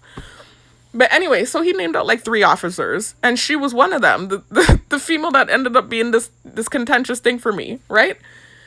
So he's saying, so-and-so, he said her name, he said some next female, and I think probably the Spanish, and I can't remember to be honest with you, but there's a Spanish correction officer in there they keep trying to sensitize me to. I don't know why they're doing it. I'm pretty sure because from what I was told when I went in there, she's one of the sweet things, is what the officers were telling me. So I'm sure that was probably what, at the time I didn't know her, or her name, so it would probably just sound like a miscellaneous name to me. But he named out 3 names, and for sure he named out the girl, right, that I had the dream about.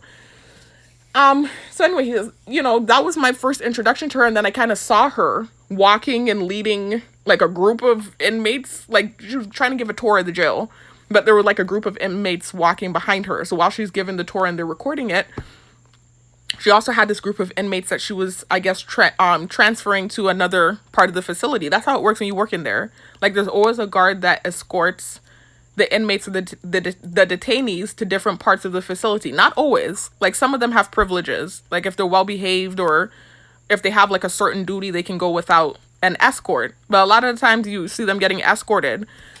So she was doing the escort. I couldn't really see her good there. The attraction didn't start there. That was just my introduction to who she was. I couldn't even really see her good, to be honest. It was like from far, and I couldn't really see her good. I was just like looking at in curiosity. It was more so like, so this is what happens in there. I was trying to see what her reaction was to what he was saying. She had like a stone face, and she didn't really have a reaction, so she's probably used to that. She's been working there for years. Anyway, so then I got into the facility, and I met the different officers, and still it wasn't this thing where immediately I'm attracted. I'm not instantly attracted to females. I like men. It's not like I'm checking for a female. And then also, so she was more homely when I first started working there, so it wasn't like she was wearing like regular stuff, and she was just like every other female, really. I wasn't checking like that. I don't check females like that. And so it wasn't really until where I noticed, at least, that she's like, I actually noticed myself that she's attractive, but that was not the start of it, though. Calm down. Where I actually really noticed that, okay, well, yeah, she's pretty, like, because it's kind of like this unique look, really. I didn't really notice it like that until when I did the, you have to do like physical training and stuff for the facility, and you have to pass. You have to be physically fit to be a corrections officer, because there might be a time where you need to run, or, you're dealing with inmates and detainees. Anything could pop off. You have to be fit. So, there's even like this academy that you go off to. I haven't gone to it yet. I didn't make it. I lost a job before I made it. Where it's police academy that you go to. You go to police academy. You get the same training as police officers. And apparently, actually, what used to happen a lot was a lot of people that were applying to be a correction officer, they would go to police academy, and then they would end up turning into police officers. So the jail was losing a lot of workers, and so they even make you sign this contract where you can't do that now. They're making so much noise in the background, y'all. It's so annoying. So anyway, I remember I went to do my physical, and I did the physical, and I did really well. Y'all, listen to Rev Get Baby.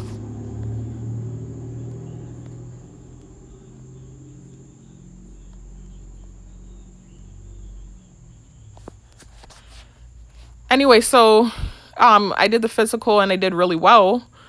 And that's because I was fit. I was working out at the gym and stuff, and I'm naturally athletic anyways. Like I told y'all in one of these prior videos, a video I made about 2 years ago, before I tried to relocate off island and before my targeting went viral, they were hiring auxiliary officers at the police department.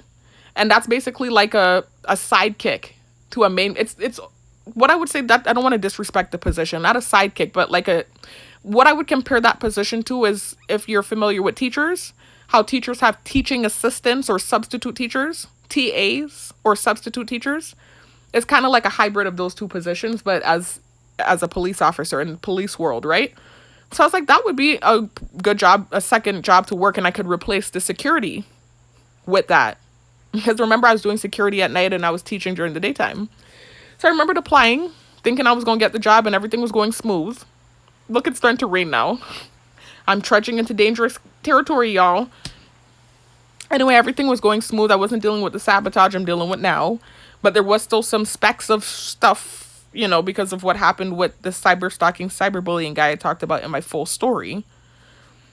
So anyways, I had the first interview, and it went really well, and, they were very nice to me. You could tell it was an authentic interview where there were no preconceived notions. They didn't know who I was, or they hadn't heard any bad thing about me. I miss those. I don't even remember what that feels like anymore, to have an authentic interview where you're not going in with the person having feelings towards you. I don't even remember what that feels like anymore, y'all. I'm so used to going into situations where the person can't stand me or has a problem with me. Like, I'm so used to dealing with that now. So anyway, the first interview went real well. I dealt with like 3 different people, and they were real nice, and they were ready to hire me on right away. And basically, we went through the different stuff, and I got an offer letter. I got an offer letter from them. And then when I went through the last step in the process, there was this guy that was over the background check department that I could tell knew who I was. And this was before I had ever made videos, y'all. But yet they gaslight me about making videos. This was long before I ever made videos, y'all. But yet they gaslight me about making videos. Anyway, so this was before I tried to relocate off island. Like I said, before I ever made a video. But like, there was this thing on island because of what happened with the cyber-stalking, cyberbullying dude. You hear the ambulance? But yet they gaslight me about talking about him in my videos. Do you understand the craziness? Anyway, so that's what led to me not getting the job. Was this guy that was over the background check department. You could tell he knew about me, and I just, whatever. I don't want to talk about it and go too deep into detail about that thing, y'all. So I didn't get the job, even though I got the job offer letter. So anyways, the reason I'm bringing that up is, though, y'all, back then I wasn't working out. I hadn't started riding my bike. Listen to the ambulance, y'all. Anyway, back then I hadn't started working out and I hadn't started riding my bike yet, because there was a period right before I tried to relocate off island where I started getting back into shape and I started, lifting dumbbells. I wasn't in the gym, but I was lifting dumbbells and doing cardio. I had bought a bike and I was riding through the hills in the old neighborhood that I lived in. I was getting really fit and toned. So anyway, that was before I started doing that, though. That was, back when I kind of looked like how I looked in that picture I showed y'all, where I had the short pants on and the white t-shirt, y'all, and the braids, and I was showing y'all I was looking kind of fluffy. I was more so like that. I was out of shape. But I'm a naturally athletic female, and throughout the years I've worked out off and on, and so there is something called muscle memory, where your muscles will always remember being in shape once you've gotten them to a certain level. And then not just that I'm naturally athletic, that's just how we all are. That's my genetics. So that time when I took the test before 2022, I passed by the skin of my teeth. By the skin of my teeth. That makes no sense. But I literally passed by, that's a saying, the skin of my teeth. I really did. I barely passed. Everything else I did well on, but the running. And I saw some girls not pass, Recently when I took the test, the second time where I did really well because I was in shape when I was working out in the gym, I saw several girls, like almost all of them that ran with me didn't pass. Because it's that difficult. It's really hard. Cardio is hard, especially if you're not conditioned and you're not in shape. And so, I passed by the skin of my teeth before I tried to relocate off island. And that should be just because naturally, even when I'm out of shape, I'm just like an athletic person. And every other thing I did pretty well on. It was just the running. I almost didn't pass. I passed by the skin of my teeth. Anyway, so this time here for the correction officer job, obviously I'm in shape now. I'm in the gym all the time. I'm running. I'm doing this. I'm doing that. I'm running to the shopping center and back. So I passed with flying colors. It was relatively easy for me. So I remember now I get back to the facility. And I remember this time here now, she had her hair cut and she had like eyelashes on and she had makeup on, I think, or if she didn't have makeup on, I don't know. She just looked like she had herself put together and I thought she looked, I don't know, pretty. That's what I thought. To me, it was just kind of reminiscent of, like those African models is kind of what it reminded me of. Just kind of, it was just that kind of aesthetic to me. It was just a different, I didn't know, I'm just trying to explain it. Like, I did notice that and that she's attractive. But it still wasn't this thing where I'm having thoughts and this and that and the third and all this weird stuff. Like, that's not what caused it. I was more so just like, oh, she's pretty. That kind of way. It wasn't like, oh, she's pretty. It wasn't like that. It was more so just like, I was like, oh, okay, she's pretty. That's what I thought. I was like, oh, I understand now. Like, I get it now. Like, I really saw that day. Like, I was like, okay, she really is attractive. So anyway, because I hadn't really seen her good before that. Really, I had like minimal. There was this day where I was supposed to train with her, but I didn't stay inside the building. I felt awkward that first day. That wasn't my first training officer either. She was like the third one that trained me, something like that. And at that point, I had gotten horrible treatment for that whole week, the whole first week. And by the time I got to her, I was very traumatized and like feeling awkward and stuff. And so I didn't stay in there with her. I went and I should have stayed in there. Anyway, so I went and I sat outside instead of staying there and sitting in there when they put me under her. So I didn't really see her good, to be honest with you. That's all I'm trying to say. I had like these minimal contacts with her. And so here now she in my face and she's asking me how I did and stuff. And so I saw her good and she was, like I said, fixed up this day. So I was like, oh, wow, she's pretty. But it wasn't like this thing like, oh, I'm checking her out. Oh, she's fine. Like, what? I don't check females out like that. And they've been reading my thoughts. They know I don't. So anyways, I'm just thinking about some of the tactics they've used since then. Stuff is popping in my head now. I'm just thinking about stuff they've used on me since then. So anyway, it wasn't until this thing happened where I said this already. I think it was a misunderstanding. It was like a holiday and the cadets get the holidays. When you're a correction officer, if you don't take the time off, you're not getting a holiday. You have to work on the holidays. We're considered essential workers. So it's similar to, you're a police officer. It's equivalent, like I said, you go to police academy. It's equivalent to being a police officer or EMT or a nurse, one of these essential workers. So you don't get holidays off unless, like I said, you request the time ahead of time. But as a cadet, you do get the holidays off, and you don't have to work the 12-hour shift. You work 8-hour shifts. So I remember this was one of those holidays, and I went to the gym, and this was in my old gym. I worked out, and then I went to the shopping center. I went to get, I don't remember what I went to do. I think I went to notarize something. I can't remember. It was so long ago, y'all, at this point. It was like a year and change ago. I went to do something. I can't remember. And so as I'm like, exiting this shopping center and heading to the parking lot to my car, I see like the company vehicle for the facility like driving slowly around. So I was like, wait a minute. I said, isn't that the car for, the facility, is what I thought in my head. And then right before I could cross the road, she drove up and let me cross the road in front of her vehicle. And so while I'm crossing the road, she was looking me up and down. Now, maybe I misunderstood the look up and down now. Because remember, I do get sized up a lot too. I'm a target. And then now I'm the new person inside the facility. And I'm like this muscular female and stuff. So I don't know if she was actually sizing me up. And I thought she was checking me out. I've already been honest about it. What started the thing, because I'm just being honest. I'm telling you, like, I all I can do is be honest. I saw her looking me up and down. I don't know what was going on, if she was like sizing me up or whatever. I thought she was checking me out. So it was just one of those things where I was flattered because I thought she was attractive. And I don't typically like females. So it was just something different, and I'm not myself anymore. Like it's the targeting is going on. I'm at a low state. They're constantly degrading and trying to humiliate me and tear me down. And here's this like attractive person that seems like checking me out. So I was just like, huh? Just more so one of those kind of moments like, what? That's what I thought. It wasn't like this automatic thing like I was checking her out first. It was more so like when I thought that she was checking me out, it was more like I'm flattered because I thought she was attractive and I was surprised. And that's what created the thing, basically. So I've talked about it already, and I've been very honest about it, but I don't typically like females. They've been reading my thoughts. In fact, like I said, when I didn't know that they were in my brain before they revealed it to me to antagonize me, I was daydreaming about this Hispanic guy. He's half Santo, half Dominican, excuse me, I don't want to say anything offensive, half Dominican, half Puerto Rican. And to humiliate me, they played me on the pool game with his name, and that's how they revealed to me that they were reading and monitoring my thoughts. So that's what they were seeing. They were seeing me daydream about men, not females. And so then now recently, fast forward 3 years later, into the targeting or whatever, this thing at the facility happens with this girl. And so that created this thing. And so that's what it was. I don't typically like females. I actually want to get married, and I'm very old school, like I keep saying, I like men. I want to get married and have a relationship with a man. So this was just one of those kind of out of character, otherworldly things that happened with me after the targeting.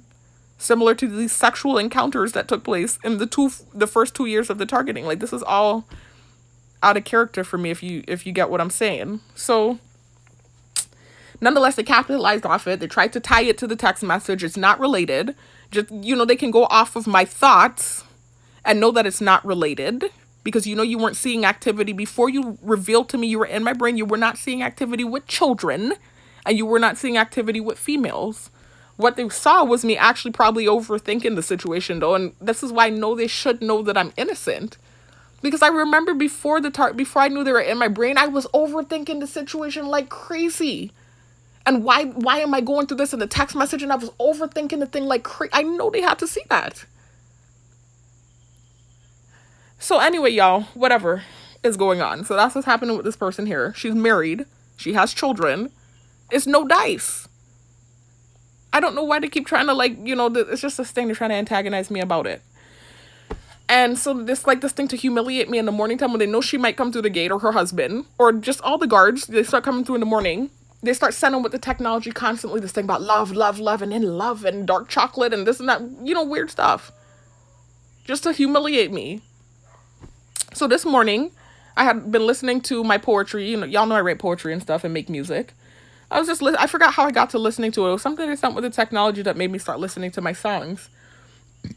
And I came across that song, Love Don't Live Her Anymore. And they had just right before I played that song been sending the stupid stuff about love, love, love, because it was close to 7 o'clock. It was like 6 something. It was around that time when the people start coming through the gate. And so I said, wait a minute, this is the perfect song to play right now. I had made that song way before I met her, before I started working at the facility. But that was in a different way. I was just, You know, they kept sending, back then, what the narrative was the thing with the cyberstalking, cyberbullying dude. And they kept trying to paint this false narrative that I was this thirsty, bitter ex, not even ex, like concubine or whatever. They were trying to paint it as in like somebody he just, you know, messed with and threw to the side, and now I'm bitter and I'm doing this and that. This is what led to me doing the receipt video, where I was showing messages where he had actually messaged me and I didn't answer. But I was just showing that they villainized me for that too. But I was just trying to show it's not what you're trying to paint. The false narrative you're trying to paint, it's not that. So anyway, that was the start of them really trying to tear down my self-esteem and come for my looks, though. That was the start of that. They really started to aggressively come for my looks back then. But then they kind of cooled off and it laid off a little bit. And then it started again aggressively at the end of 2024 when the thing with the dude from the gym happened. Anyway, so a couple years ago, I made the song. It was like a year and change ago. Before I was working at the facility, I made the Love Don't Live Here Anymore song. And it was something they said, excuse me, y'all, in my newsfeed. One of these beats that they sent in my newsfeed, I typically, like I told y'all, will take the beats they sent to me. And they purposely will send topics that are sensitizing or beats that have sensitizing things in it. And to humor them, I'll purposely write poetry to it. And a lot of the times the poetry will come out sounding pretty damn good. So they sent me a beat with the old school song, Love Don't Live Here Anymore. Don't. If you don't know the song, you can look it up and listen to it, right? And so I took the song because they had a certain part in the chorus where they were saying, you abandoned me. Love don't live here anymore. And this is around the time when they were still painting the false narrative about the cyberstalking, cyberbullying dude. Like I was this thirsty, heartbroken hussy that was dealing with him, and then he went and got married. And so for revenge, after my targeting, years later, you know, none of it makes sense, the false narrative they create, you know. Years later, after my targeting, I just randomly decide to get revenge. Mind you, they were just making noise about the fact that I didn't get the auxiliary officer job before I tried to relocate off island, before making videos, due to it being tied back to the cyberstalking, cyberbullying dude. Even the dude they used on me in the gym today, he's from that neighborhood. They're trying to tie him to that situation. I'm about to talk about him in a minute. But before I tried to relocate off island, when I was riding my bike in the neighborhood, he used to drive his truck by me slowly. And there was a time he drove by and offered me a ride up the hill. This was before I ever made videos. But they're gaslighting me about talking about the guy in a video and making it seem like I talked about him because I'm this heartbroken hussy trying to get revenge. Rather than it being because my targeting, his family in that neighborhood played a part in my targeting. Now, I believe there were bets going. I think some of these dudes were trying to sleep with me. And I think it was tied back to him. They even hinted that with the technology. It's crazy. These are the things that was happening, y'all. I kid you not, my life is a movie. But then they gaslit me about talking about him in my videos. Anyways, y'all. So, back, and mind you, y'all, this crazy weirdo nut is still in his yard trying to get attention. He's very strange. Leave me alone, you creepy man. You're so creepy. I don't know you. I don't want to interact with you. Leave me alone. You're weird. So anyways, y'all, back to what I was saying, though. It's the same creepy neighbor. Like, he's so obsessed. It's like to the point of derangement. Anyway, y'all. So, let me hurry up and get through this because I want to talk about what I really want to talk about, which is that person I just mentioned, right? I went off on a tangent about because it all ties into what happened here at the gym. It started this morning at work with them sending the stupid love thing every 5 seconds. And so I put on my song, Love Don't Live Here Anymore. I made a remix of that song a couple years ago. But back then, what they were sending that beat for was to antagonize me about the cyberstalking, cyberbullying guy. And you abandoned me. Live here. And that's not been my history. Every relationship I've ever been in, I broke up with the person. Even the ex that was leading me on, I broke up with him. Shit, if I wanted to, I could have stuck around and been a dumb bimbo and let him keep using me out. But still, I had the opportunity to do that with him. Every other relationship I've been in, I broke up with the person. The bitter ex that they tried to capitalize off of the one encounter him and I had, I broke up with him. The ex from my church that had the wandering eye that was a good catch aside from being a dog, I broke up with him. Every encounter I've had, especially relationships, I ended it. So that's a false narrative. You abandoned me. But I had a reaction to it today because what they've been doing. It's been years of them pushing these false narratives and then also trying to degrade me and come for my self-esteem. So anyways, they did it just this morning. They did this horrible tactic trying to humiliate me this morning at work. And then they'll gaslight you for having a reaction to what they've sensitized you to. It's psychological warfare. And then they try to have this moment with this dude from the old gym. I don't know if he's trying to, like, you know, rectify whatever it was that took place with him in the old gym because of the moment that happened earlier, but that's stupid. So anyways, y'all, I just can't deal with the craziness. They have, like, gym hopping. They got new gym hopping to Gangstock now. Like, this is the first time I've seen someone from the old gym in my new gym. I can't believe them. So anyways, y'all, whoa. All right, so let's get back to what happened this morning that led to what happened just now when I was at the gym. I actually need to sleep, y'all. It's 9:42, and I have work tonight. I need to stay up all night and train someone. They're humming on me for this long. So if I nod off on the job with the trainee, you did that.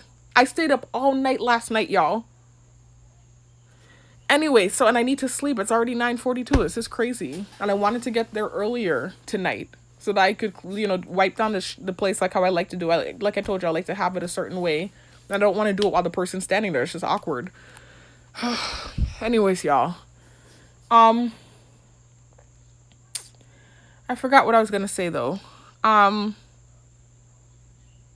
I got to use the bathroom. So yeah, that's what they were doing. Every morning, you know, now that I'm working back at the facility, I'm doing security overnight. And then it trickles into the morning. I work 12 a.m. to 8 a.m. So I typically let in most of the correction officers in the morning. They're supposed to report at 8 o'clock, by 8 o'clock. You know, so a lot of them start coming through before 8. And some come after, but a lot come before 8 o'clock. So they purposely wait until like around 6 or 7 to start sending the really embarrassing, sensitizing things pertaining to the situation with the girl. About love, and dark chocolate, all this stupid stuff they do. So I listened to my song this morning and I was like, oh my God, this is a perfect song. You know, even though I didn't make it for her, I made it, like I said, a year and change ago because they were sending the false narrative about the thing with the cyberstalk and cyberbullying guy. And in the song, in the chorus, the original chorus that was in the beat, the person that used it in their beat, they didn't change anything. They used the actual old school song. You can hear, you abandoned me. Love don't live here anymore. So just to humor them, of course, I wrote something to it. But in my head, I was like, I don't want that you abandoned me thing because that's a false narrative. So I said, I want to sing it myself. And I can't really sing like that. I can do a little something. But I'm not a singer. I'm not going to lie. I'm not a singer like that. When I really try, I can do a little something. But I'm not a singer like that. I can do poetry. I have a cadence. I know how to rap on beat or say words to the beat. I'm not a singer at all. Anyway, so back then I was like, I want to use this chorus, but I don't want the abandoned part in there. This is just not true. It's a false narrative. And so I was like, also in my head, I started thinking about how I could change it up, you know, so it's not like I'm singing it exactly how the artist is singing it. I was like, let me try and do some, you know, like more modern version of the song. And so in my head, I started thinking auto-tune. I was like, well, BandLab doesn't have auto-tune, but I'm sure there's some sort of auto-tune app I can use. So similar to BandLab, they do have an app with professional auto-tune. You have to pay like $80 for it. But they had a free trial for the first week. So I was like, all I need is a couple, like a day or two to get this together. And so I said, I'm going to figure out how to use it. I didn't know how to use it. I said, I know how I want to sing the thing. Look how they're humming on me again. Like my throat is scratching, y'all. They're humming on me so hard right now. But again, they expect me to go and train somebody all night and stay up all night, though. So anyways, so I knew how I wanted to sing it, y'all. I was hearing in my head how I could change it up and how I wanted to sing it. So if y'all want to hear the song,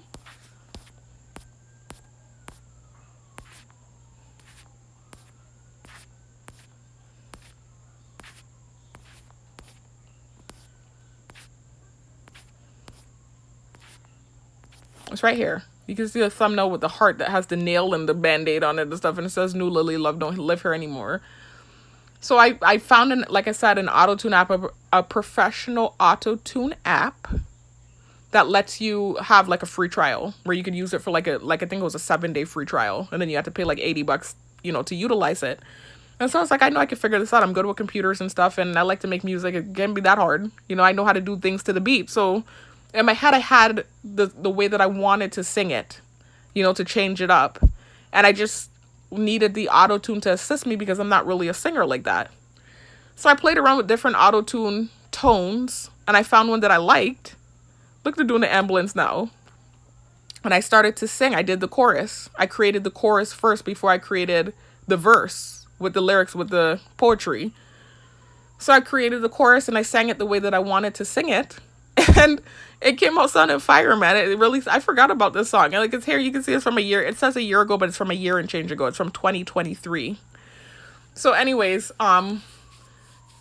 look at them making a bunch of noise out there, y'all, with the ambulance. I guess because I'm about to play the song and it sounds fire or something. I don't know. Anyway, so it came out sounding good. I played around with the auto-tune, and then, I figured out what tones I wanted to use, and I created the chorus, and I sang it the way that I wanted to sing it, and then I used a different auto-tune voice to do the poetry, and I laid the track, and I put together this track. This was my take on it, y'all. Listen. Actually, y'all, no. I was about to say let me go to BandLab and play the one I have on BandLab, but I recall that when I tried to play poetry on BandLab before, it didn't play. But it's just so low. The one that I have here on YouTube plays really low. So that's why. I think I have it on Facebook too. I could go to Facebook, but let me just, y'all, they're going crazy with the ambulance now. Anyway, let me play it for y'all.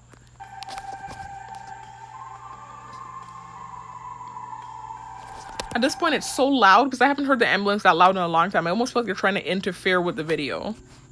It's weird. I think they're doing that because it sounds good.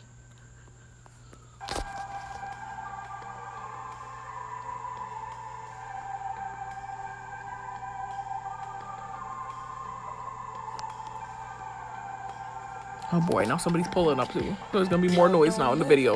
Oh my god.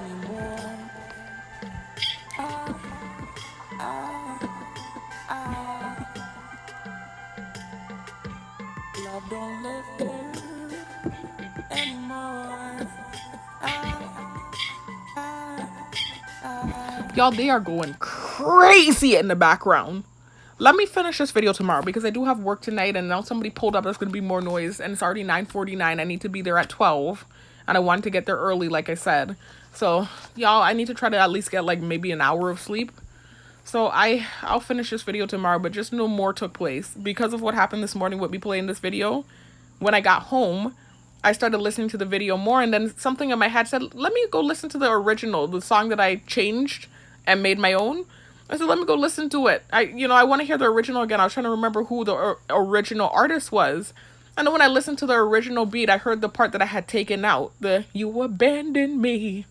And I had this stupid ass reaction to sensitization on what they have been doing, especially these last 3 months. And they tried to capitalize off of the reaction as usual. And they set something up in the gym with this guy that it's a hot mess. Like, I don't even know why they would use him and try to do anything with him. Right after what happened with him. But nonetheless, so I'm gonna talk about that tomorrow.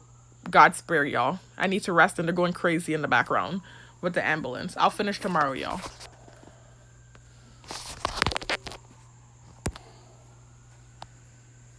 What the heck?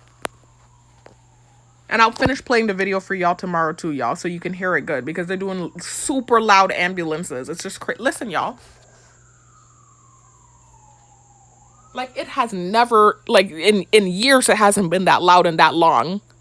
What the heck? Anyway, so I'll finish the video tomorrow. God spare y'all. Y'all, it's a completely different night, and I'm here to finish the video. Again, I need to rest and have work tonight, but it's a better night. They're not humming at me, and I have 4 hours to rest. But again, y'all, just like last night, the same creepy Mako weirdo man is in his yard making a bunch of loud noises to thirstily get my attention. Someone who's not even in the same age bracket with him, someone who does not know him, He's consumed completely with me. He's in his yard. Yeah, y'all, sorry for the cutoff. I had someone in my close circle coming to actually talk to me about the song and, telling me that they liked it. So that's why I cut the video out. But back to what I was saying about this creepy neighbor. Yeah, he's like slamming. He's doing this weird tactic tonight where he's making this loud slamming sound. It's like a child that's desperate for attention, that like doesn't have parents that care. And so it's like they're desperately trying to get attention. Like, this is what it reminds me of. I don't know what it is with him. And he has these beady red eyes. And he always looks like he's glaring at me whenever I see him. It's just like the weirdest thing ever. And, they would take this moment and listen to the sound, y'all. Because he's thirsty. He wants to be in a video. Let's let him be in the video. Listen.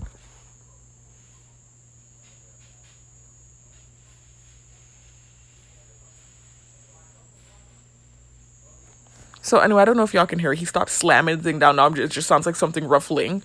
But like, he wants to be in the video desperately. So I was gonna give him 2 seconds to be in the video, since that's what he wants. Every video, he has to be a part of it. In every situation that's going on with me, he has to be a part of it via noise campaigns and via making his presence known and it's not wanted. But anyway, so this is what I'm dealing with, and I can't get away from it. At the moment, this is my living situation, and it's like this small ass house. And like I keep telling y'all, it's like the neighbors are in such close proximity. It's a nightmare. I cannot get away from this man.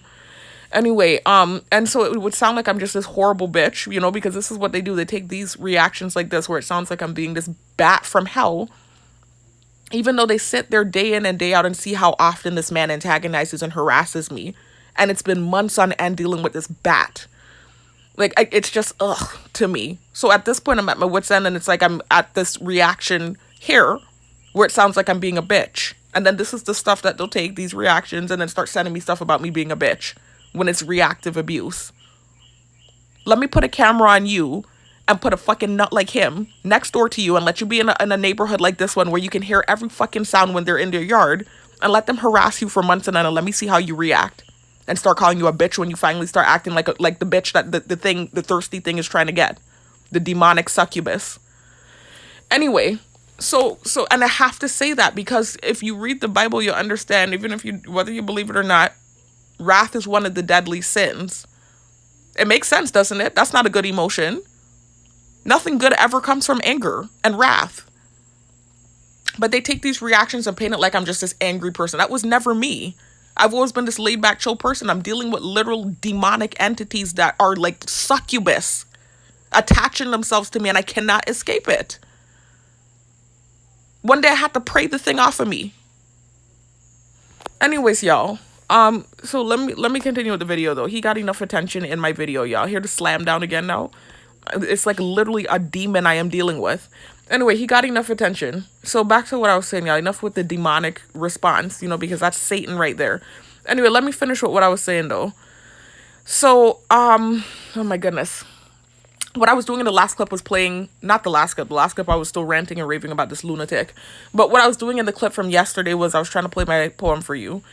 So, like I said, yeah, I made the poem like 2 years ago. But what happened was at work, not this morning, but yesterday morning, I ended up like going through my poetry. I was on my channel, on my YouTube, just going through my poetry. And I saw that song and I was like, oh shit, I forgot I wrote this. It was just this fun plaything. Most of my poems are fun. It's like a hobby. I just like writing, and I know how to say poetry to the beat. I have a cadence and I just do it for fun. Sometimes it comes out good. Sometimes it comes out mediocre. It's all just for fun. So I don't know how to sing. I don't, I typically just say my poetry over a beat. I don't know how to sing. Like, I can carry a tune a little bit, but I'm not gonna lie. I'm not a singer. I can write and I can say my poetry to the beat. I have a cadence. But I said, I'm good with music and I'm good at earphone music. I said, let me download, the auto-tune app. Like I told you guys, this was 2 years ago when I wrote the song. I said, let me download the auto-tune app because they didn't send me this song. This is the original song that's on the screen, y'all. It's Rose, that's a tongue twister. It's Rose Royce, Love Don't Live Here Anymore. And it's a song from 1978. You can see it got 29 million views. That's a common song. A lot of people know that song. Even millennials, I would say I'm a millennial. I would even say maybe some people from Gen Z might know it. It's just one of those common songs, even though it's from eons ago. It's one of those timeless or ageless songs. So it has a lot of views. It has 29 million views, and it's something I'm familiar with. But about 2 years ago, in my newsfeed with the algorithm, there was one of those beats that, I like to do my poetry over beats, y'all. They threw a beat in my newsfeed that had that song in the backdrop. So the person made a beat with that chorus in the backdrop. So I was like, this is fire. I was like, oh, I definitely want to write something to this, especially since they kept pushing, the false narrative back then about me, having this issue with love and this and that. It wasn't the love thing now with the girl from my job. Like I said, I made this before I knew her. But back then they were pushing false narratives about love too in relationships. But again, it was pertaining to, the cyber stalking, cyberbullying guy, y'all. And you would have to listen to my full story to hear the details about that. That's something they finally let die down, thank God. They're more consumed with the thing that happened with the personal trainer now. But ever so often, they throw references to that situation too. And that's largely why they do what they do as far as trying to tear me down goes. It's that situation. It's the guy from the gym. These are the reasons why. And it's completely unfair. Anyways, though, so that was what was going on. They were sending the beat to be petty, right? I do naturally get beats in my newsfeed because oftentimes I click on them and I write poetry to it. But again, with the AI shadow networking software, they can send you things with sensitization in it. So the beat was, you abandoned me. Love don't live here anymore. Like I was singing it to y'all, right? I don't want to click on it and get a copyright strike. Check out the video. It's really a nice song. It has a nice old school vibe to it. It's one of those ageless melodies, man. But when I heard it in the backdrop of the beat, I said, this is actually fire, and I think I could write something to this. Because I am low-key a romantic person, y'all. I like reading romance novels, and I write poetry and all this stuff. They make it like I'm this, like, uncaring, cold, whatever. That's gaslighting. I'm desensitized, I'm targeting, and I've been through traumatic experiences. But at the core of me, I am a romantic person. So this song really, what's the word I'm looking for? What is the word I'm looking for? I'm trying to focus with this bitch in the background making the noises and trying to get, like I said, attention and a wrathful satanic response. But anyway, like I was saying, sorry for the cutoff, y'all. There's a word I'm looking for, a specific word pertaining to the song. It not catered to me. It doesn't matter, y'all. I liked it, right? I could relate to the feeling, even though I haven't been abandoned. It was still just this thing where you're at a point in your life where love hasn't been too kind, or you've been through traumatic experiences, but you're still a hopeless romantic, that kind of way. So I related to it, and I also just wanted to humor them because they're constantly sending me stuff, right? Y'all hold on a second.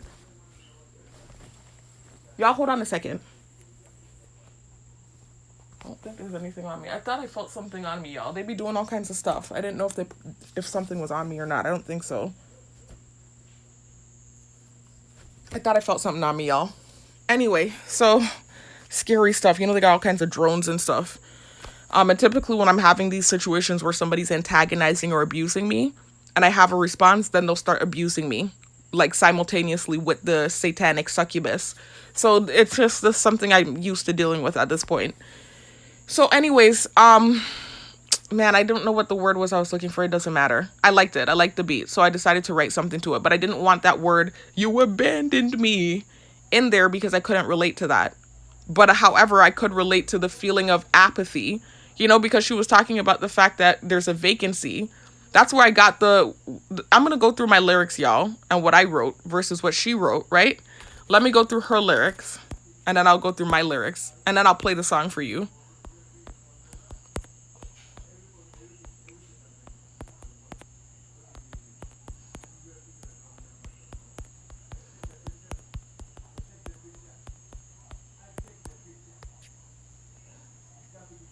So you can see what she said, right? She said, you've abandoned me. Love don't live her anymore.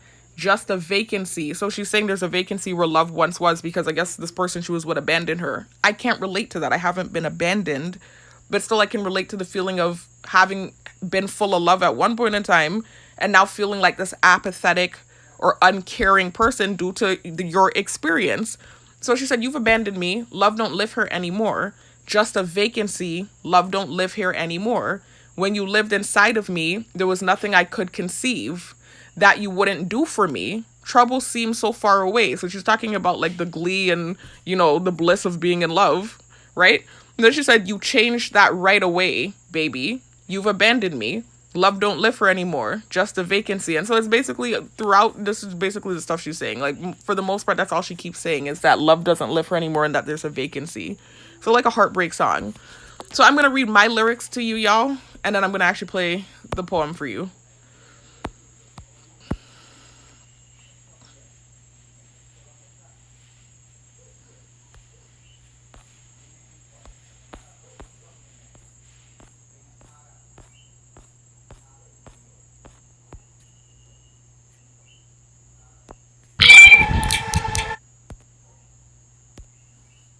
So y'all can say I have the same chorus, basically. I changed it up because I did my own version. I used auto-tune. Since I can't sing, I can kind of do something, but not really, right? So I used auto-tune. I didn't know what I was doing.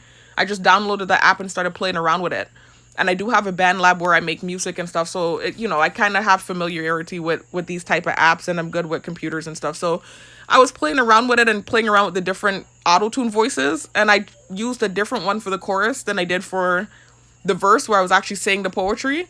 So for the chorus, I just said, love don't live her anymore. And then I went, ah, ah, ah. And I said, love don't live here anymore. Ah, ah, ah. So I was just doing that for the chorus, like simple stuff. I changed it up from her, the way she was doing it, just a little bit. And then for the verse, I played off of what she was saying in the chorus about vacancy, right? So I said, vacancy, love used to be, ... occupancy, rent-free inside of me. Now all I feel is apathy. So that feeling of indifference and not caring and emptiness. Then I said apathy. So I'm just talking about now that love doesn't live there anymore, I feel uncaring. They keep gaslighting me with the targeting anyway, making it seem like I don't care. That's one of the main things they keep sending to me, like I'm a narcissist and self-absorbed and I don't care and I'm this and that. When I've been dealing with abuse that I didn't deserve for 5 years and I'm now desensitized, and you're taking a traumatic desensitized response and kind of gaslighting and making it seem like I'm this uncaring person. But what you're really dealing with is apathy, right? That's an apathetic feeling, and it was a response or, an effect of trauma. It was an effect of being traumatized. Then I said, for the second verse, I said, call me Phoenix. Between this fiery trial, I rose from a pile of ashes, Cassius Clay. And if you don't know who Cassius Clay is, that's Muhammad Ali. That's his real name. His pseudonym is Muhammad Ali, or I guess the name he took on his religious name is... Y'all, hold on, y'all. I think I am feeling something on me. Y'all, wait a minute.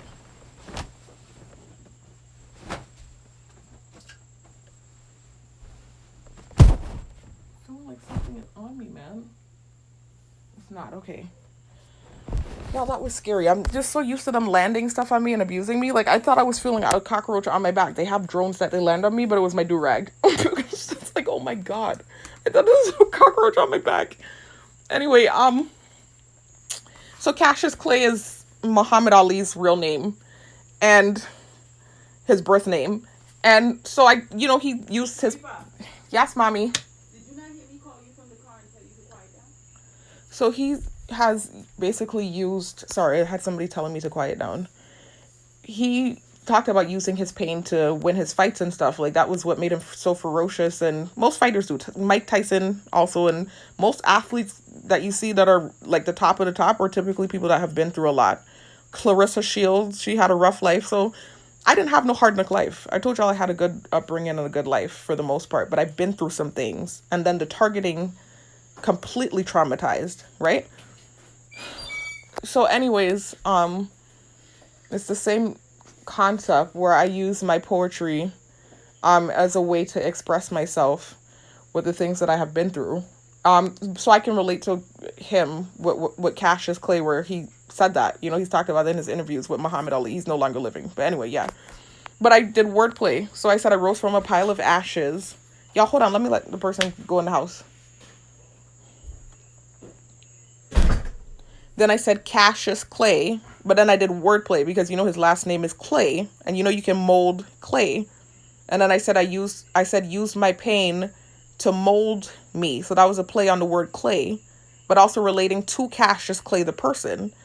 And then I said stronger than the old me You don't really know me. And then I kind of cut it off and let it echo off there. So it was actually pretty dope, but for like an amateur thing, I didn't really know what I was doing. I was just trying to, like I said, write a poem like I always do. This is one of the better ones, I would say. But I kind of threw it to the side. I didn't really, like, I just recently listened to it again. Like I said, I came across it by accident yesterday morning when I was at work. And I said, wait a minute, this would be relevant right now with this love thing they keep throwing at me. Because right now, at the moment, I am not... Yeah, y'all. So I'm back. It was like days later, actually, y'all. It's a couple days later. There have been several moments where I sat down to make the video and got distracted for one reason or the other. It's Thursday now, y'all. I started making this video on Tuesday morning. No, it was Monday night. I started making that video, right? So anyway, finishing it now. So yeah, let me go ahead and let you hear the poem. But yeah, I don't feel like I was saying in the last clip to cap off what I was saying. I'm not feeling love right now. I'm in survival mode. And I'm really just trying to get out of the targeting. Of course, eventually everyone wants to fall in love. That's what God put us here for. The Bible talks about a helpmate or whatever your belief system is. In every belief system, there's the talk of family, marriage, children, etc., whatever, right? So I do want those things eventually. I'm not going to lie. And that doesn't make me thirsty for being human. But at the same time, that's not on the radar right now. Yes, I might have daydreams. I'm human. I am a human. I'm going to have daydreams and feelings, etc. My whole life is blocked up. But I'm not feeling love right now at all, actually. I'm not feeling hate or dislike either, but it's not love. I'm not feeling that right now with everything that's happening. Like, really? Come on, though. Anyway, so let me let y'all hear the poem.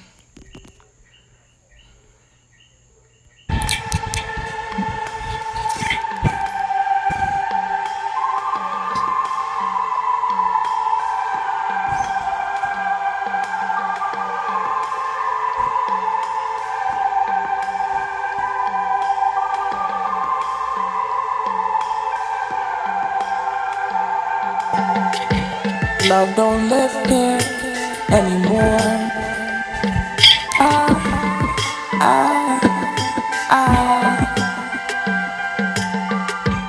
Love don't live here anymore.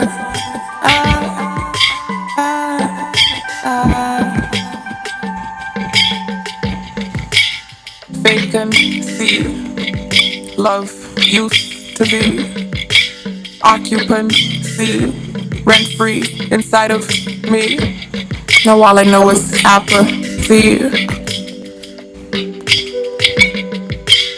Apathy. Love don't live anymore. Love don't live anymore. Love don't live here anymore.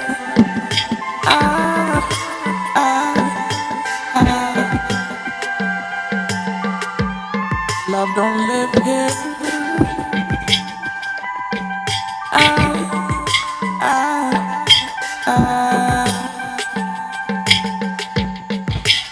Call me Phoenix between this fiery trial. Rose from a pile of ashes, caches, clay. Use my pain to mold me, stronger than the old me. You don't really know me. Yeah, y'all, I don't know if the video's picking up on all the noise campaign in the background. They're freaking unhinged, like I said, on this end of the street. I cannot wait to move. I'm going to throw a party on camera, y'all, when I get away from them. But anyways, let me listen back to the video and see if all that noise was in the video. Because if it was, I'll just go outside and re-record it. So let me see, y'all. I'm gonna stop the clip and come back. Anyways, y'all, I'm back. So yeah, I heard that, listened back, and you can hear it very clearly. It's actually clearer than the upload that I have here on the channel. It sounds a lot louder. So hopefully when I upload the video, it will sound as clear as it does, in the video that I just recorded. Anyways, y'all, so that's what I was playing at work on, it was Monday morning. So Monday morning, it was Sunday night / Monday morning. And I just put it on because they kept sending the love thing as soon as, the sun was about to come up and the workers were about to start coming through the gate. Excuse me, sorry, y'all. So after I played the song a couple times, they were revving like crazy in the road, ref campaign. And I sat there and I took off my poems and I put on a show. And sometimes, so that I don't have a reaction to sensitization, because they've sensitized me to so many things, and then they gaslight me when I have a reaction to certain things. Like something this morning happened to y'all. But anyways, let me not hop all over the place. Back to Monday morning and what this video is about. So anyways, that was a different sensitization Monday morning. But anyways, so I didn't want to have a reaction and get gaslit about it. And they start making noise campaigns in the background and flying the fly in my face and whatever. So I went and I put my pool game on. And so oftentimes I'll toggle it to where I'm playing the pool game and I'll have, how you can do picture in picture and have whatever video app player you have going. And so I'll have like either Hulu or YouTube or Tubi or Amazon Prime, one of those things, playing in the corner while I'm playing my pool game. So I went on the pool game. As soon as I went on the pool game, remember I told y'all they've been coming for my self-esteem. But not only that, they like to antagonize me via the pool game and everything. They're in everything. It's like this gridlock system and everything's hacked up with the AI shadow network. I can play pool, they're on there. I can play golf, they're on there. Checkers, they're on there. They play against you with this avatar, like they hack your shit. And so instead of you like going through an automated random player selection system where you're gonna play against somebody random and you'll see a random avatar, every time it's them. Somehow the AI is playing against you, and it's like these sensitizing avatars that they'll play against you with to sensitize you. I've shown y'all in prior videos how they do this, y'all. This was how they revealed that they were listening to my thoughts in 2023. They played against me on the pool game with the name of the Spanish guy I was daydreaming about, which is the main key evidence I used to prove that I like men. Because when I didn't know that they were doing the neural monitoring and I hadn't learned about that yet, and they were monitoring my thoughts, I was daydreaming about men and they were apparently seeing it. Not a bunch of men, not like some freaky, deaky type stuff, but I was having some daydreams. And to humiliate me, they played against me on the pool game with an avatar that had the guy's name, and he has a unique Hispanic name. So anyway, so that's another key piece of evidence to hone in on. But nonetheless, so this is what they've been doing for years, playing against me on the pool game with antagonizing avatars to sensitize me. So remember what I told you, how they keep trying to insinuate that I need a mask, like my face is so horrible that I have to wear a mask, the stupid bullshit, gaslighting, psychological warfare shit. So anyways, they played against me with a mask, a masked avatar. And so as soon as they did that, then a call comes through on my phone from one of the night shift supervisors at the facility. And he said, "Hey, did you just call me?" I said, "No." And he said, "Okay." And I hung up. So it was just antagonization. You remember how the external works with the internal. So you have the internal gang stalking via the AI. And then everyone around is watching the humiliating moment. And then you'll even have somebody in the external kind of like pound in what just took place with the internal. And again, the internal, I'm talking about the AI and you being on your phone and what, them sending you sensitizing things. And then everyone is watching, whoever has access to these cameras, these drones that are on you. And then you might have somebody in the external actually, corroborate, or not corroborate, excuse me, that's the wrong word. I mean, they will be kind of corroborating whatever it is the AI sent. But they'll come and, do something simultaneously right after, not simultaneously, it's not at the same time. But, oh my goodness. They'll come and do something concurrently, like right after the thing happens. They'll like send you a text message or a call. Like, did you call me? And you didn't call them and they know you didn't call them. Like, it's this antagonizing bullying tactic. So I remember thinking to myself, well, I think, he did that probably because the height thing, because there was this point in time in the targeting where I was talking about another gang stalker they were using on me in the gym.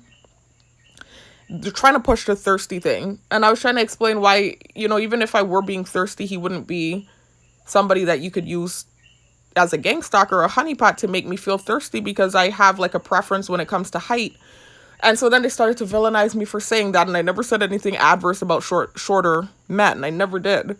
It's not like I insulted them and said they're not man enough. I'm just giving examples, like I didn't say anything horrible. It's like they're trying to villainize me for everything, for having a preference. And I only pointed it out because you're trying to antagonize me with this guy and push this false narrative of me being thirsty. And it was not somebody I would be interested in anyway. So anyway, I explained further, after they started villainizing me about what I said, even though I didn't say anything mean in that moment, I explained further that when I was younger, I had an insecurity with being a taller, stronger female. Now I love it, actually. It's something I realize is actually a good trait. But when I was younger, I was insecure about being taller. I'm 5'8", y'all. It's not like I'm some big, huge, tall girl, but I'm 5'8", and then I'm muscular. So I always had this complex where I felt like I needed a man to be bigger than me. And so with the cyberstalking, cyberbullying guy, when things went sour with him and he sent me some adverse things about, looking like a has-been, whatever, he sent mean stuff first. Then I said some mean stuff to him. And one of the things I did come for was his height. He actually was my height. He wasn't like shorter than me, but still, I tried to come for his height. That's one of the things I said. And so that's the reason why I put that together with this supervisor that called right when they played against me with the masked avatar.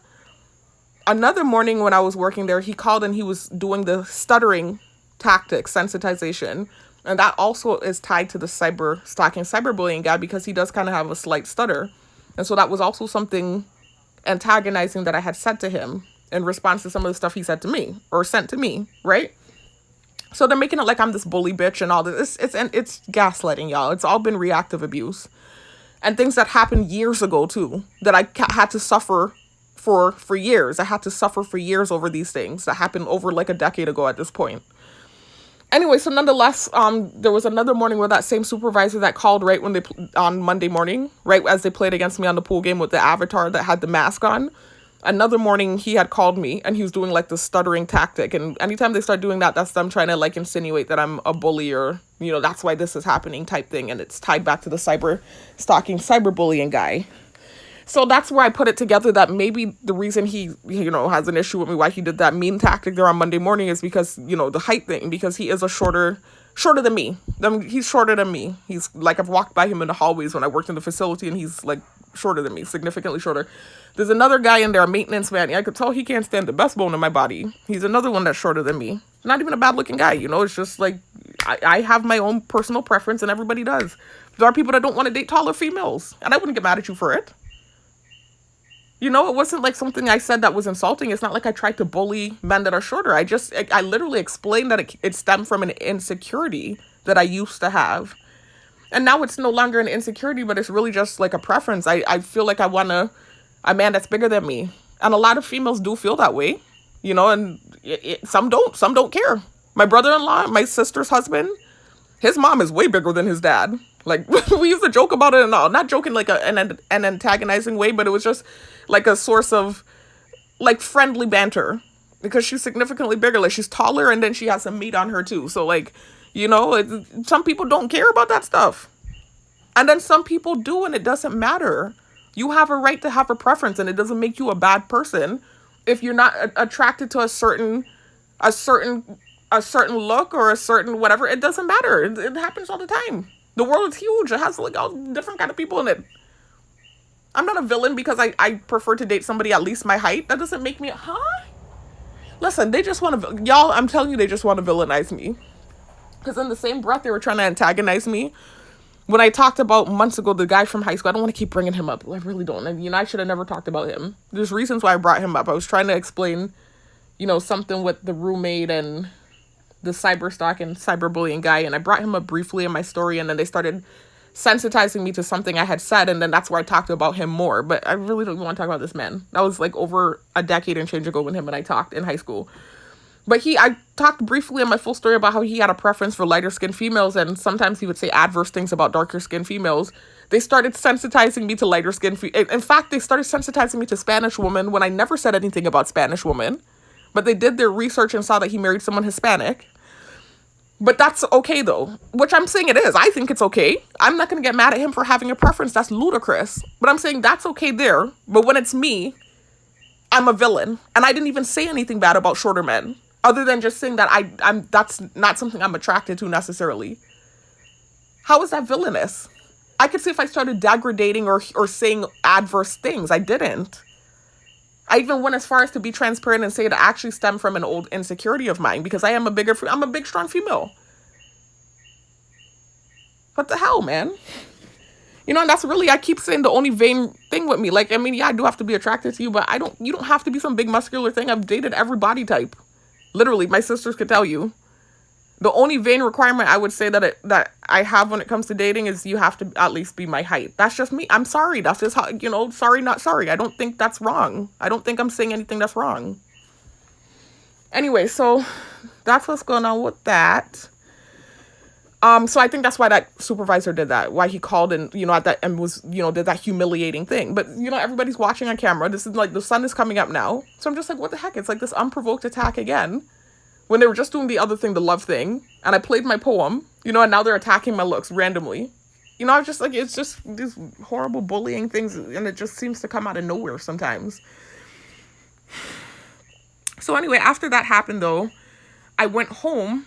Actually, before I went home, I remember I was kind of having a reaction to what was going on, and I remember thinking in my head, remember neuro monitoring, they can hear your thoughts. The same thing I just talked about, why I think he did what he did and why I think he has like a disdain towards me. And so then they started sending stuff with the technology, and I didn't get angry. Instead, I had like more of an even-keeled response. And eventually it played against me with an avatar that said, you pass, you shall pass. Like I passed some sort of test they were giving me. Like I keep saying, trying to get this job back, it feels like I'm being hazed. Like, when you're in a sorority or you're trying to join a sorority and you have to go through like hazing and stuff, like that's what it feels like. It feels like some extreme hazing. And then externally too, it's not even just like hazing to get the job back. Okay, there are those moments there. But then it's just like straight up harsh treatment outside of the job. Like horrible things happening where I'm like, what the heck? I have to make videos to defend myself because I'm like, this is really crazy. What's going on? Anyway, so nonetheless, whatever. So I got to the house now after work. I got off and this was Monday, right? So when I get to the house now, I'm listening to my poetry and I'm listening to the song because now I'm feeling it again. I'm like, okay, this is relevant right now. I'm, pushing this love thing every minute, and that's like the last thing on my mind. I am living a horrible life right now. I'm targeted, illegally surveilled. I'm illegally being hit with energy weapons and tortured for things that I've seen other people doing worse. In fact, some of the gang stalkers they're using on me are the creators of the content I shared in my car out of anger.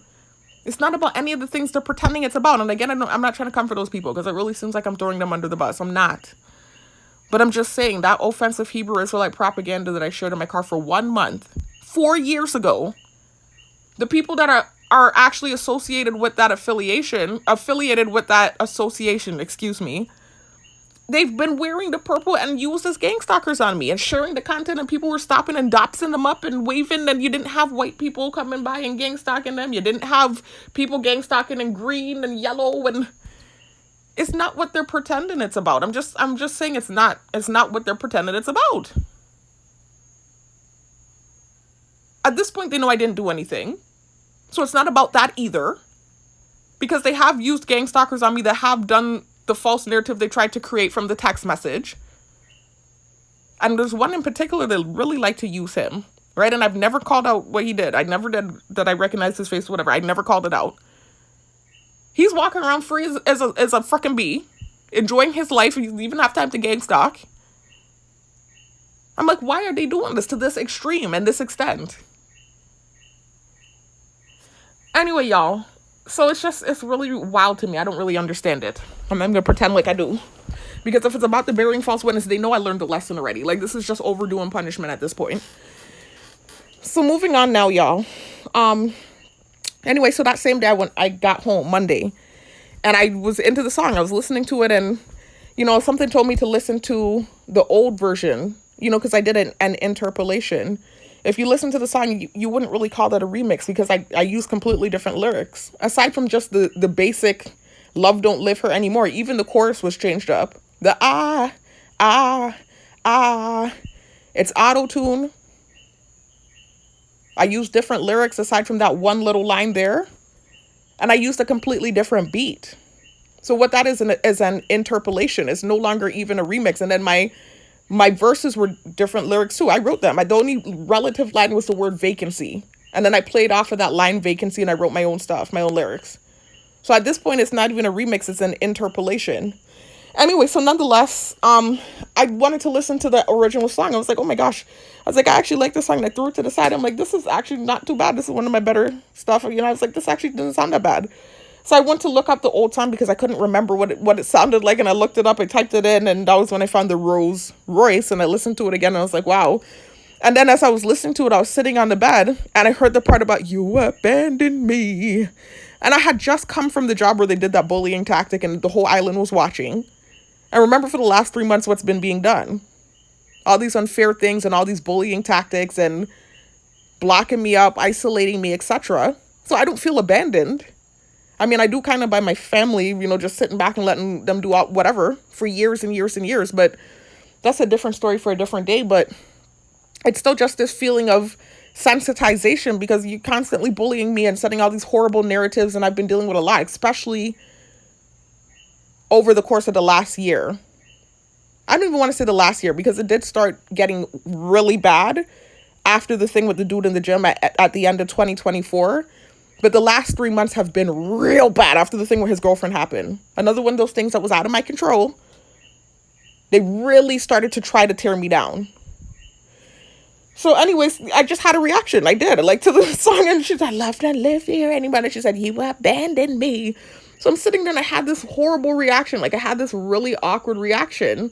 And then I tried to explain the reaction and that was it. They saw it. It was just like similar to what happened in the bathroom with the picture thing.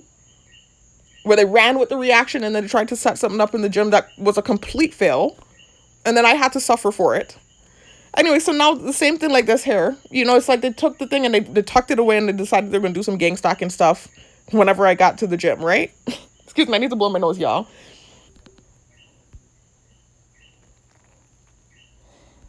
Anyways, y'all, sorry about that. I had to blow my nose.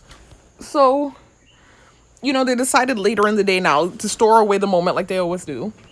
Exploiting the fact that they have these cameras. I mean, I guarantee you if there were cameras on them, you would catch a lot of moments. I guarantee you some of these characters, but okay, whatever. So, whatever the case is, I get to the gym now, and I notice I go in there and I'm just, not even thinking about the stupidness from earlier. I'm sitting there focusing. I'm not acting cocky. I'm just acting like my normal self, just trying to work out in peace and leave the gym as usual. Mind my business and go about my business. So I'm sitting there, I'm doing the leg extensions, right? And it was really burning too. Like, this is good. I keep saying this is a better leg extension machine in this new gym than in the old gym. They both have like their pros and cons. Like, there's one machine I like more in the old gym than I do in the new gym. And, one machine I like in the new gym more than the old gym. Like, I like the new gym's hip thrust machine more. I like the old gym's pendulum squat machine. It's better, way better than the hack squat in the new gym. I like the squat rack that it's in front of the mirror in the new gym. So pros and cons, man. Pros and cons. Really, I would say what gives the new gym more of an edge is, first of all, I'm away from the old gang stalkers. At least I thought so. They're starting to now rile up and start throwing them in the new gym. It's just craziness.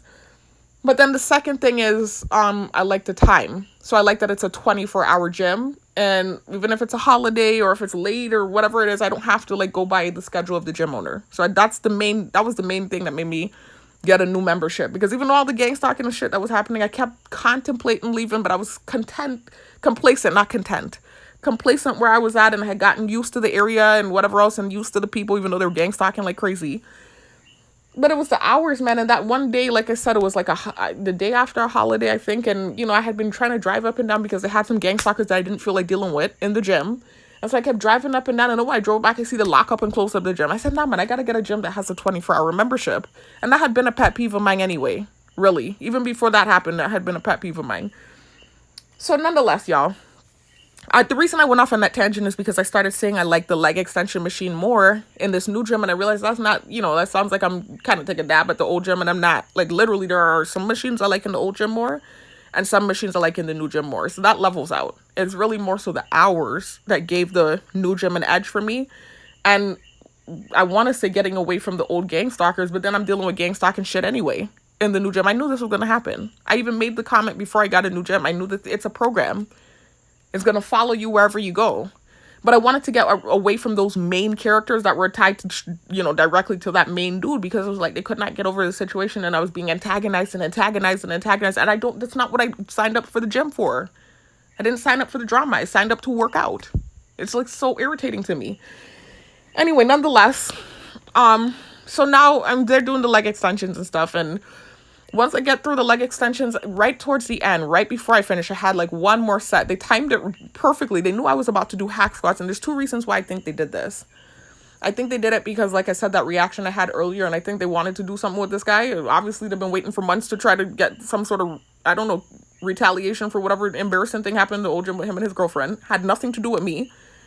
But then also too, I think it's because they knew I was about to go heavier, because they saw the last time I was in there that I said, you know what, let me try out some hack squats. I saw this guy on YouTube talking about inguinal hernias and how you can still lift pretty heavy with them, but you have to be smart about it and you should use the hack squat machine. And he was showing this technique where you can press into your inguinal canal and just take your time and do the squat and breathe properly. And I've already been feeling stronger in that area.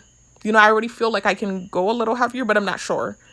I still feel some sort of sensation down there. It's not 100% back to what it was, but it's so much better than what had happened with the injury. So I keep saying I feel like I can go heavier with the squatting, but I'm too scared. I don't want to do it until I get the pelvic ultrasound results and, like, you know, get a definitive, yes, you can do this.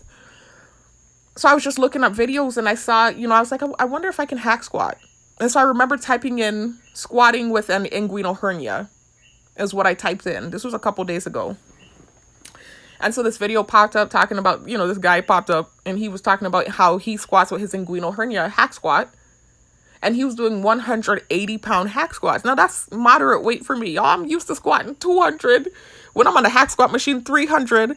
But when I'm using, like, the free weights or the Smith machine, I typically, like, the heaviest I go with that is 250. That's my heaviest. But the main core weight that I stay at is the 160 to 170 range, I would say. I do go to 180 as well. Anywhere from 140 to 180. I do most of my reps at, and then I'll do a few reps at 200, 225, 250. But on the hack squat machine, I'm used to going real heavy, like 300 pounds, 270 pounds, those type of numbers.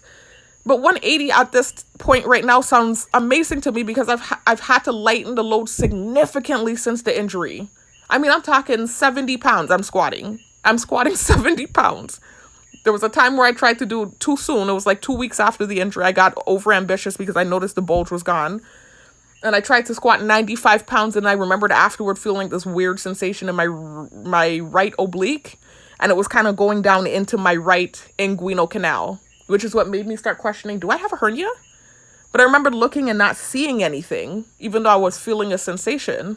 So it's still something I'm not sure about. I know something's going on down there. I don't know if it's just a strain and I'm just having like residual feeling now, or if there is a hernia and I just did the necessary steps to make it go back up. I don't know. So anyway, I'm waiting to, that's the other thing, y'all. Let me give you a quick update on that.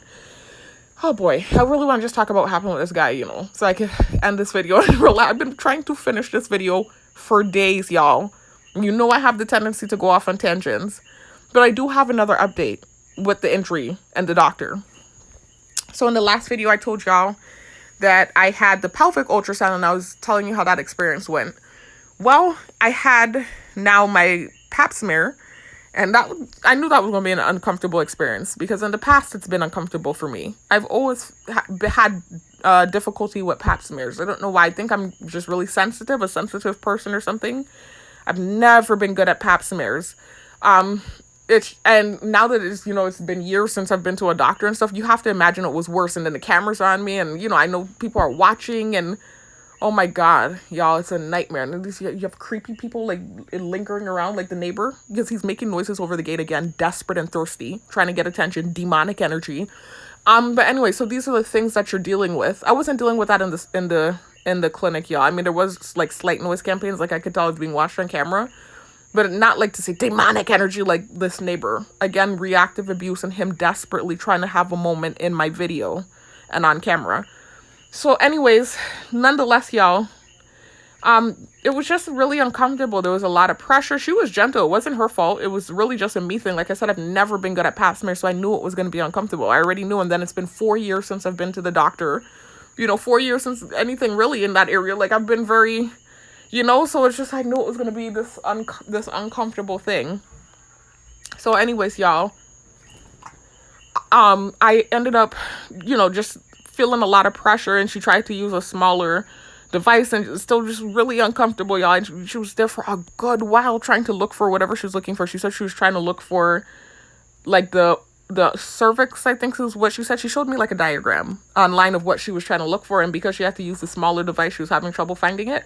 So I tried to bear it out. I tried to lay there, and she was very gentle. It wasn't her. Like I said, it's just the pressure, and it was crawling my blood too, because remember I told you there's a slight sensation in my bladder still from whatever it is that took place. So So it was just crawling my blood too much. I sat there and I tried to take it. I just felt too weird. It was crawling my blood too much. I had to tell her, okay, eventually she took the brush and she did take the sample from in there. But then she wanted to try and do more because she wasn't able to get high enough up to see the cervix. And that's really where she was supposed to take the sample from. But she was pretty high, it was pain, it was feeling like pressure. So anyway, she said she took the sample, and if it's not a adequate enough sample, she'll let me know if we have to do it again. But she said it should be, hopefully. But nonetheless, y'all, other than that, though, it was not too bad of an experience. They were nice to me. They were friendly in there. There was some gang stalking activity when I got back to get the Pap smear because I took a drive. I didn't want to have to wait too long. I was waiting in the car. I gave them a pee in a bladder. I gave them a pee sample, y'all. And when I got the results back, I got the instant results back. Everything was normal. And apparently everything was alkaline. So my pee is alkaline, y'all. So that's to tell you it's not this false narrative of me being this dirty foot anything. My pH is balanced and alkaline. And I take pride in myself. I clean myself, y'all. I bathe. They be seeing me they see me, not be seeing me, poor grammar. They see me on camera. I bathe multiple times in the day. Every time I poop, I know these people are watching me on camera. They have the cameras up my bum. Excuse me, TMI. Every time I poop, I have to bathe. I have OCD. I can't poop and not bathe. I use natural soap that doesn't have the parabens and the fragrances in it. Natural soap with essential oils in it. I'm eating healthy. I'm drinking healthy juices. Of course, my pH is on point. So, this just dispels the rumor of me, the fish and this and that. Lies. But anyways, it's just like, I know I'm not stupid. I understand it's, again, one of these antagonizing false narratives they were pushing to make me feel accused. I get it. But still, it's just like, it felt like validating to have that moment where I'm like, alkaline, it's alkaline, there you go. So stop using that one. Use the other stuff. Don't use that one. But anyway, y'all, so it went decent, though. And they were very nice to me. And so they told me to come back, and I'm supposed to get some blood work done. I haven't gone yet to get the blood work. They want to do all kind of testing, and they've been sending scary stuff with the technology. So it's like, I felt like on edge about the testing, but I shouldn't have anything to worry about. But I still felt on edge about the blood testing. But that's something I'm supposed to go back and get. But my main concern really is this injury and getting this hammered out. So I have another appointment with the doctor, the initial doctor I met with, next week to go over the pelvic ultrasound.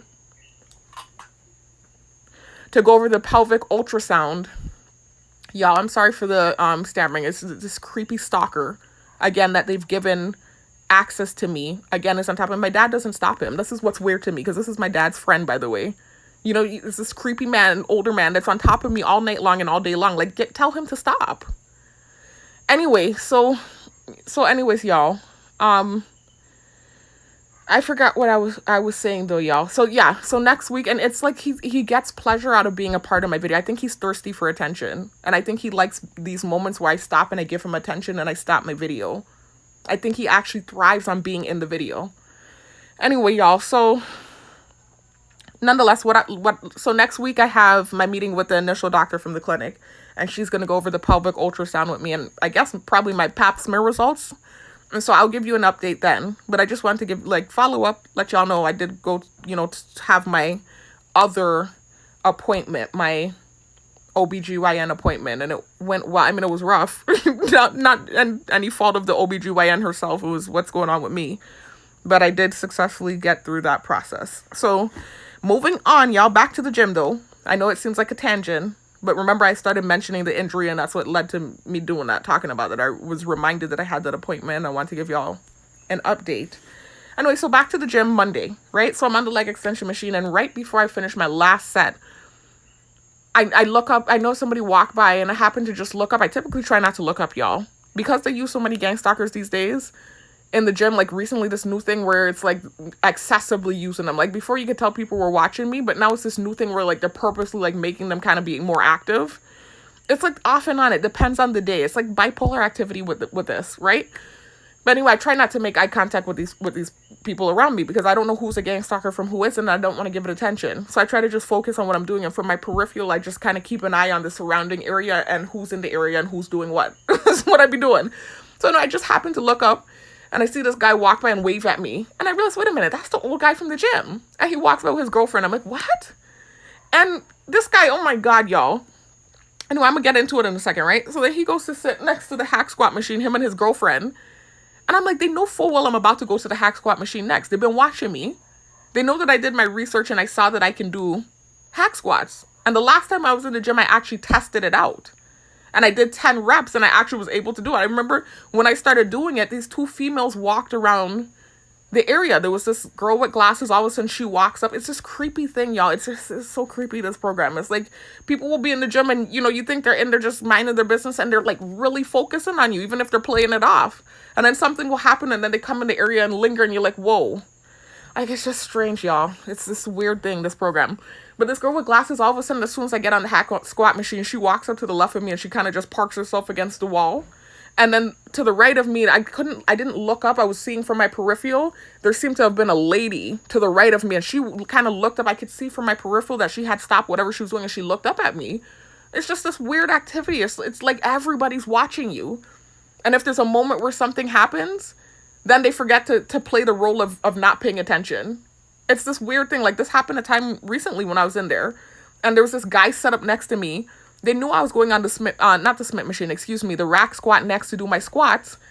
Purposely, all the barbells were taken. It seemed purposeful. I don't know for sure, so I didn't make an accusation. But all the barbells were taken. And this is what led to me using the shorter barbell that already has the weight on it. And now that's what I'm using from now on. I actually realized I like that more. So if that was gang stalking, thank God. It worked out in my favor. So anyways, actually I know it was gang stalking because one of the guys, an older guy with glasses, was wearing the sensitizing color. And then there was the guy that was working out with him. So anyway, they had the barbell and I didn't even realize that was what was going on. I was too busy trying to take my cayenne pepper and drink water to open up my blood vessels. So now I did that and I go into the rack to actually grab the barbell. And that was when I realized there was no barbell. And so that's when I looked around. I just simply looked around to see what a barbell was. And as I did that, I kid you not, I noticed the whole gym stop and look up at me. I said, what the fuck? It's dope. And it was a gym. It had quite a few people in there, y'all.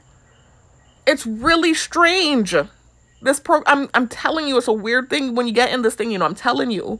Watch the movie. There's 2 movies that come to mind. Watch the movie Fallen with Denzel and watch the movie Truman Show with Jim Carrey. Those 2 movies combined is what it feels like when you're targeted. It's really strange. Like, if you're an introvert like I am, you have a social anxiety. And so you have this feeling that everyone is watching you. That's what it feels like when you're introverted. And so it's like this unjustified fear. Like, it's just that. It's anxiety and it's not real. You step into a building, yeah, a few people might look at you, especially if you look nice or whatever. But it's not the whole room. That's just the feeling that you have when you have social anxiety or when you're extremely introverted. So I can relate to that feeling. But to have that fear validated where everyone in the room, wherever you go, is truly watching you, whether they're playing it off or not. Some of them play it off, some of them don't. They're all watching you. It's weird. And this is the life I'm living right now, 24/7. It's weird. Anyway, y'all. So that's what happened. I noticed I only just then put it together that the barbell was gone. And I just simply went to look around. I didn't even get angry yet and put it together that I was gang stalking. I just went to look around and I noticed the whole gym was looking at me. I was like, what the heck?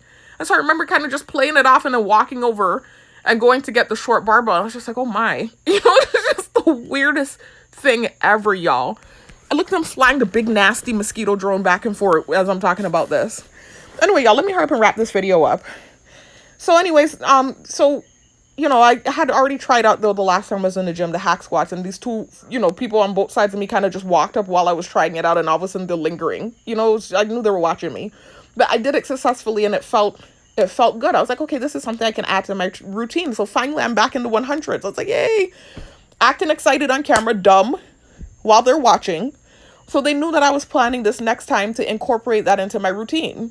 And similar to what they used to do in the old gym and even in this new gym, like when I was doing the 315-pound deadlifts and they inserted the gang stalker that distracted me, they tried to interfere and do this gang stalking tactic to distract me. But it was a 1-2 punch. I think they would have done something extreme anyway because of the hack squat thing. But then also I had that moment earlier on the bed and I think they've been probably holding off trying to do something with this dude. I don't even know. I wanted to get some sort of lick back. They're like elephants. They hold grudges about everything. Things I done forgot about, they're holding grudges for. So anyway, So I get on the machine before I get on the machine, I'm finishing, like I said, my last set, and I see the dude walk by and wave at me. And so I waved back. I didn't even put it together that it was the dude from the old gym. And then until I put it together, I said, wait a minute. And I did a double take. And I realized it's this dude and his girlfriend, and they go sit right next to the hack squat machine. So something in me said, you know what, don't go over that. You don't deal with this crazy weird shit. But I said, you know what, I'm not going to let them mess up my workout. Screw that. Anyway, so let me tell you about this guy, and I'm not really going to talk about it too hardcore either, right? Look at them turning up music now all of a sudden with the craziness. Hold on, y'all. Let me let the music stop.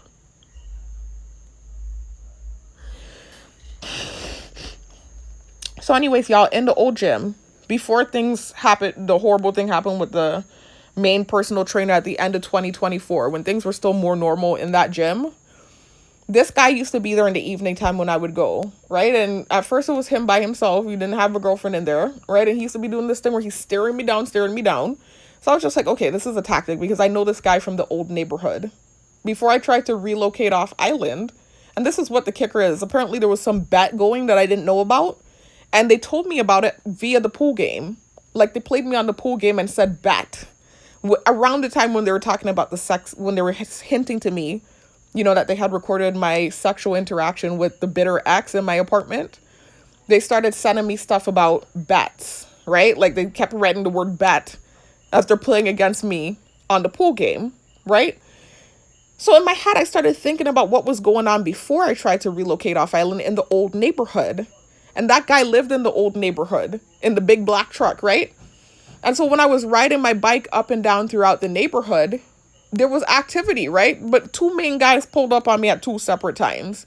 That guy in the big black truck, he used to drive by me slow sometimes while I was riding my bike, and I used to just ignore it, right? And then there was this one time where he drove by and he finally stopped, and he asked me if I want to ride up the hill. So I said, no, thank you. You know, I already, kind of sussed out the situation, and I knew it wasn't a good idea. I know I kept seeing this truck drive through in the neighborhood, and also I'm working out. Why would I take a ride up the hill?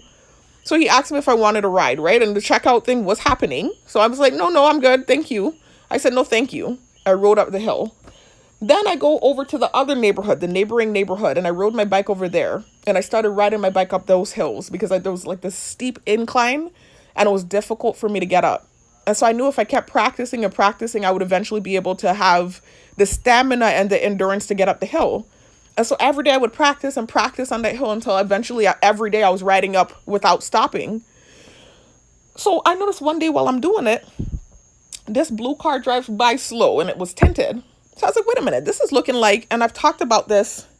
Y'all, I don't want to talk about it again because they kind of used him as a gang stalker on me one time at the grocery store. I don't know why he would show up. Like, he knows he did what he did. So I'm like, why would you, just sit it out? I don't know why they would use him as a gang stalker when they know that really happened. They had it on camera too.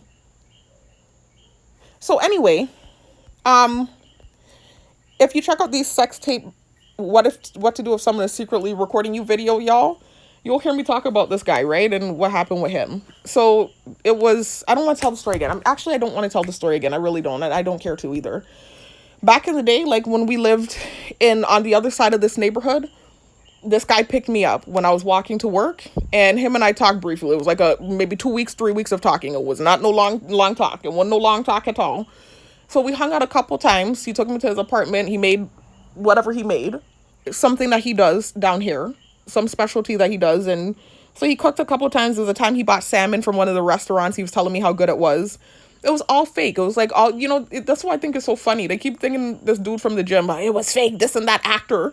But nothing happened with him and I. Nothing happened with him and I besides him working out around me and then attacking me when the dude's name started popping in my head. Nothing happened between him and I. This was an actor. This guy here, he was not just an actor. Apparently, now I'm understanding it was some bet that they had going, apparently. But then they would gaslight me about talking about the cyberstalking, cyberbullying guy in my video and make it like I was this bitter. Like, it was so sick what they did. For years, they made me suffer for talking about him. And made it seem like I was this bitter, female, jump-off female that he messed with. And I just randomly decided to attack him in videos. Like, they were literally doing this knowing full well what took place. That's what I think is real crazy. So anyways, nonetheless, this was before I tried to relocate off island and go back to school in Florida. Actually, this was, I think, 2016 or 17. So a year or two before I met that ex from the church in Florida. right? That's second consensual sexual partner that I had. This thing with the sushi guy happened where he had this, not tied to what I was just talking about with the guy in the black truck. Again, he rolled up on me, the sushi guy, but I'm talking about how I initially met him.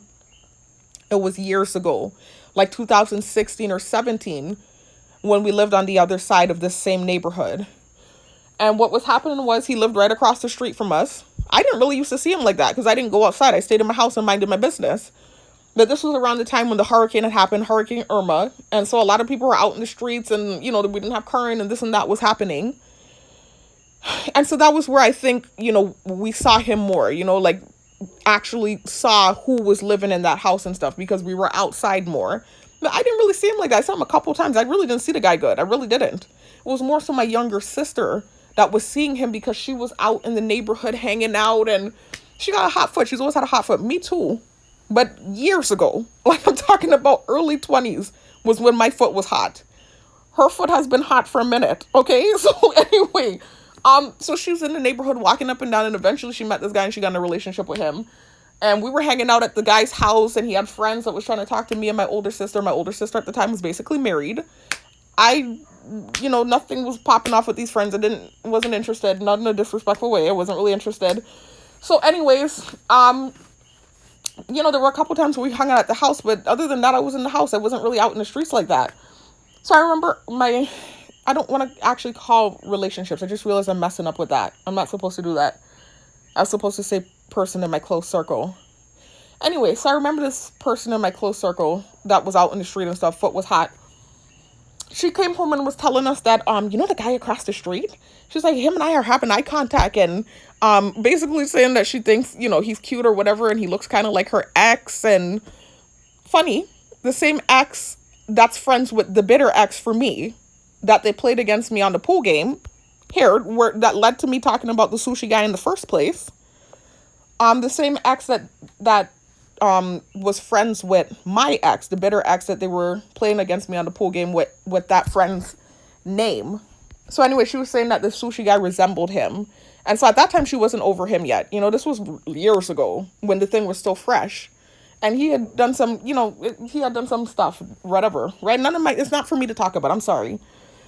Immature, just very immature. None of my business. Years ago, she don't care about this person anymore. Eons ago, right? But I'm just saying back then, you could have an attraction to somebody that resembles an ex. It happens all the time. So anyway, that's what she was saying. And so when I looked at him good, I did kind of see it, but it's like a different look at the same time, but it is a similar look. It's a different mix. This sushi guy is half, from what I understand, Indian and black. And this ex from my sister, for the person in my close circle, is half Spanish, half black. So it's a different mix, but it still somehow made a similar aesthetic. They have a similar look. So that's what the attraction really was. He was reminding her of her ex. So anyway, so she's telling us, he looks like so-and-so. And have you guys seen him? Blah, blah, blah.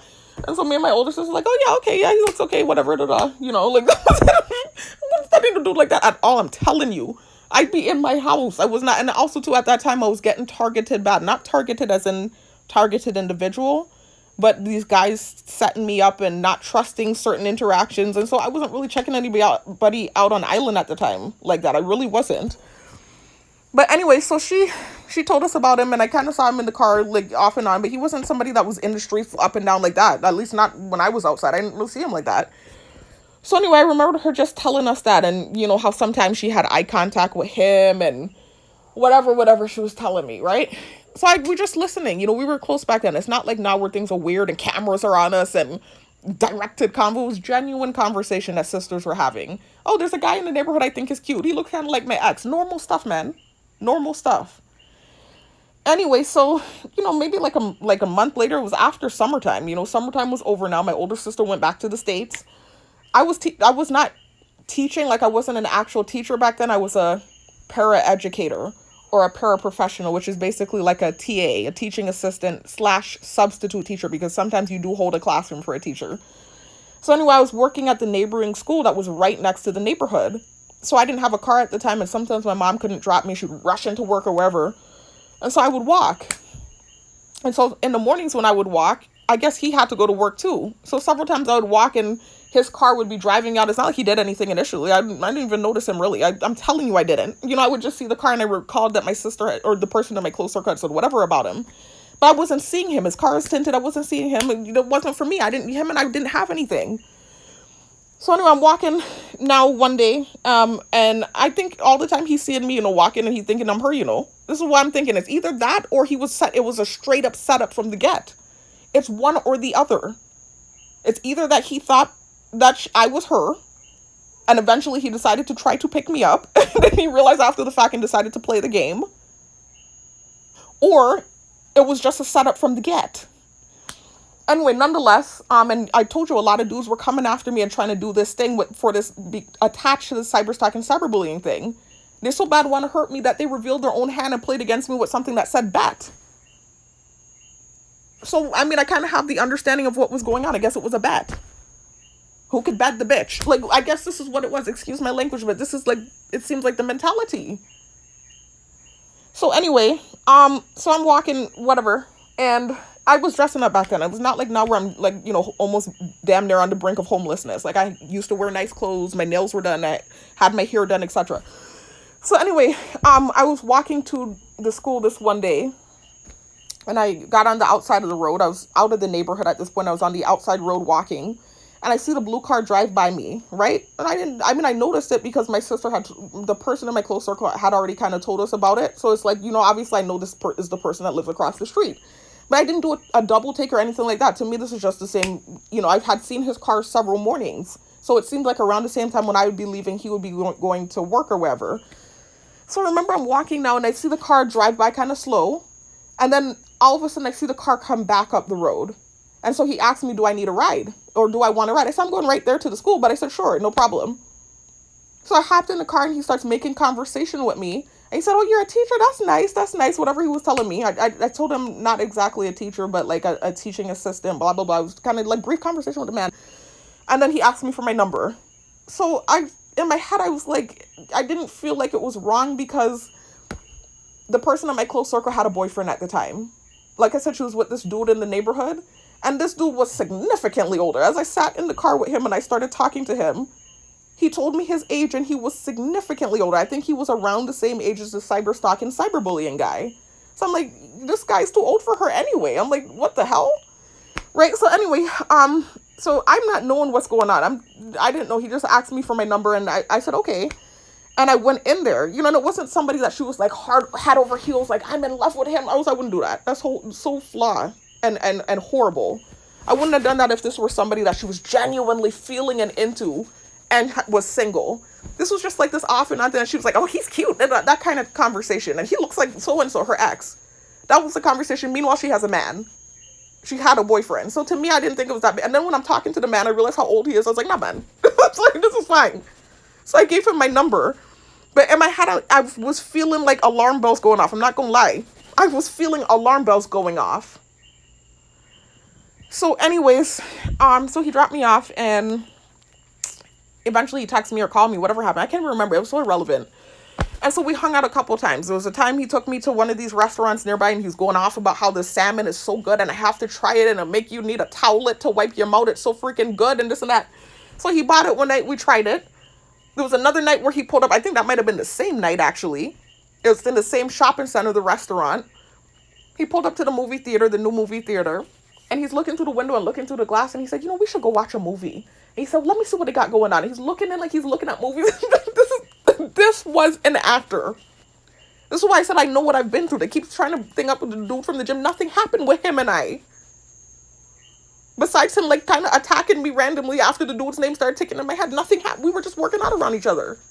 This was an actor, okay? He was trying to finesse and do whatever he was trying to do. So anyway, he's looking through and he's looking at movies and he's naming out movies that we should go watch. And he said, you know what? Not tonight. This is what the dude, I'm telling you, this is what the man did.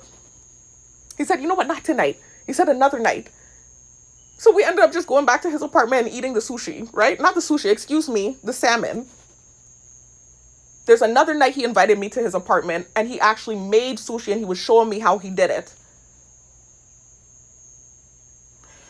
And on the same night, he's, finessing and, showing me magic tricks with the cards and He rolled up a joint too, and I told him I don't really smoke like that. I think just, whatever, I took like one puff, but I'm not really a smoker like that. The only thing I ever really did hardcore was alcohol back in my early 20s. I've never really been a heavy, in my early 20s, when I was living in Florida with my sister, there was a period where I did smoke a lot of, like, I would say marijuana. Like, there was a short stint, I want to say like maybe a year, where all of us was kind of like dabbling with marijuana in my early 20s. And then it started to add to my anxiety with the way my brain works and stuff. And I don't know, it's not everyone can handle psychedelics, right?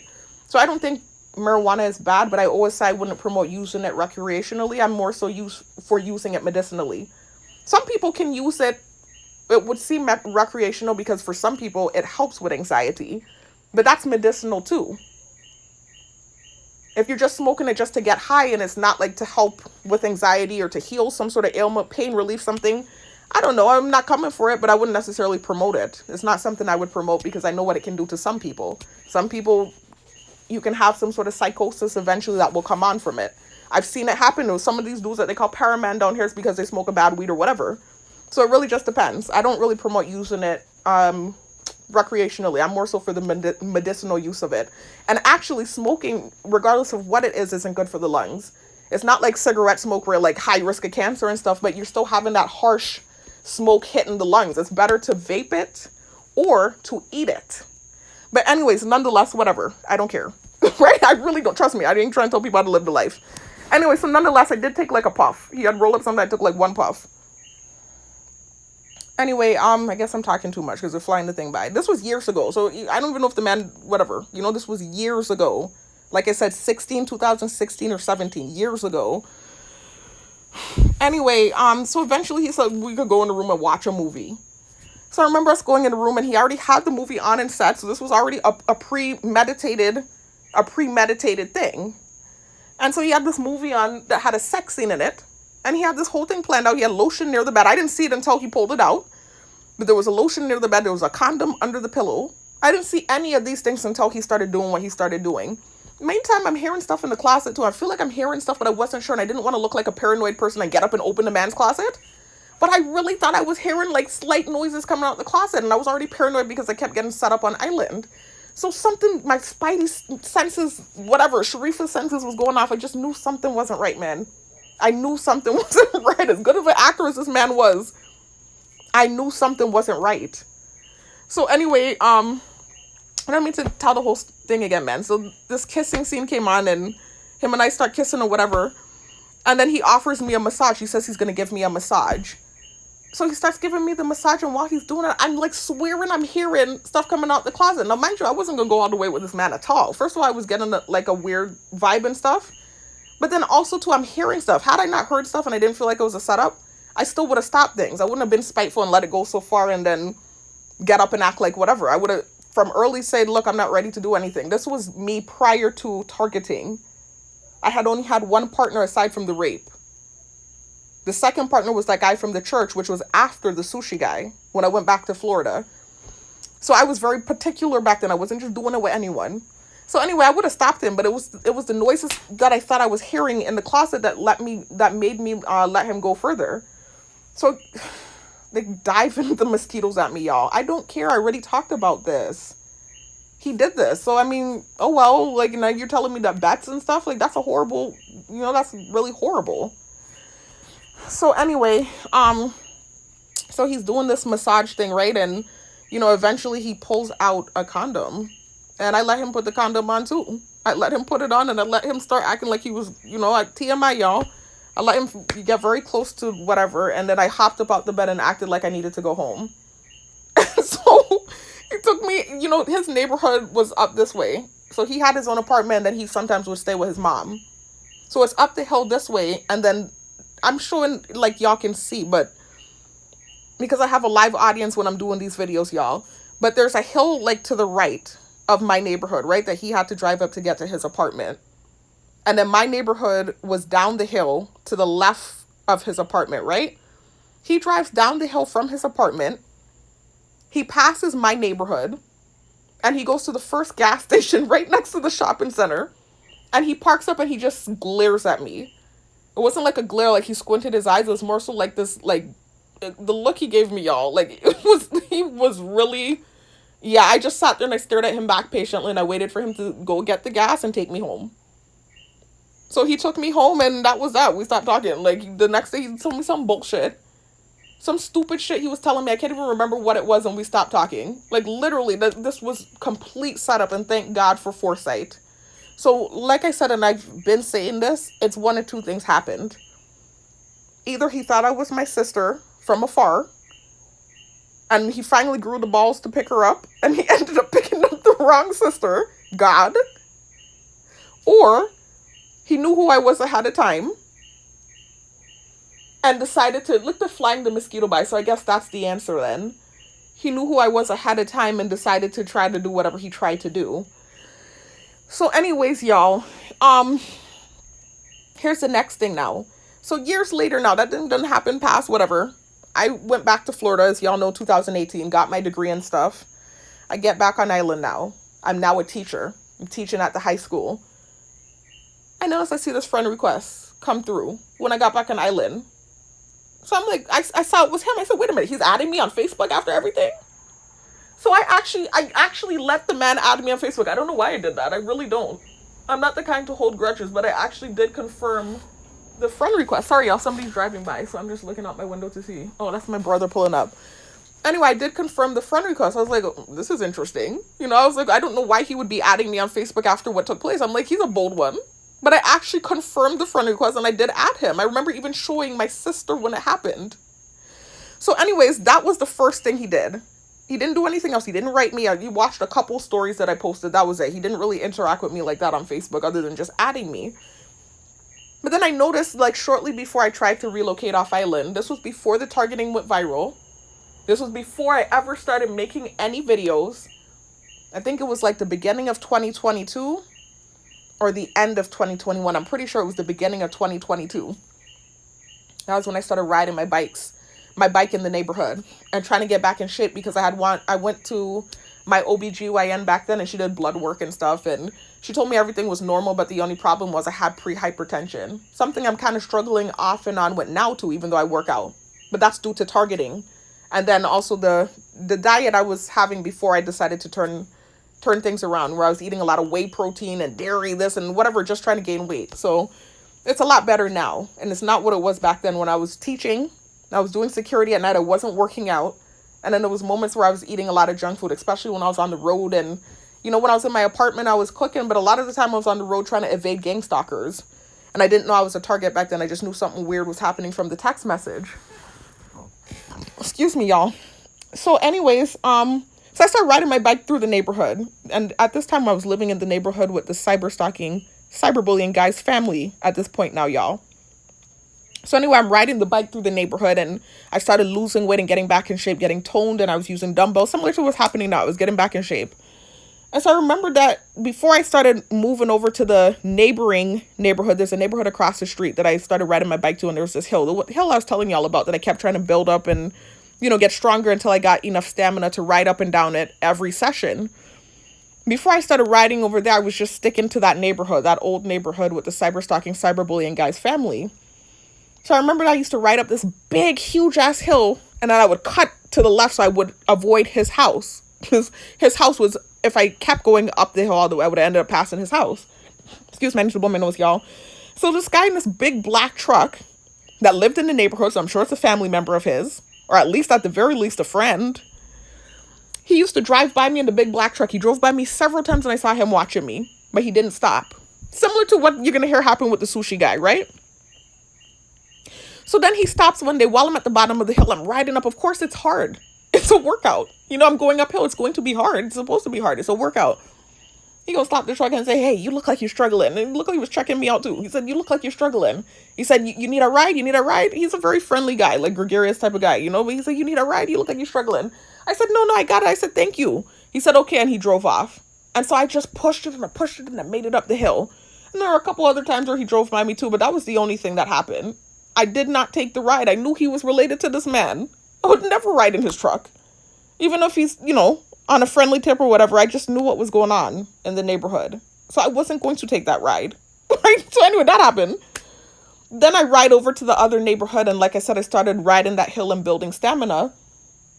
The guy for the blue car, the sushi guy, inserted. Remember, he lives in that area anyway. I don't know if I can't explain it to you all how this works. I'm saying remember like you would know, but that neighborhood is right next to the neighborhood I'm living in now. And the sushi guy lives up the hill from that neighborhood. So that's all his domain and his area. I don't know if he still has that apartment, probably.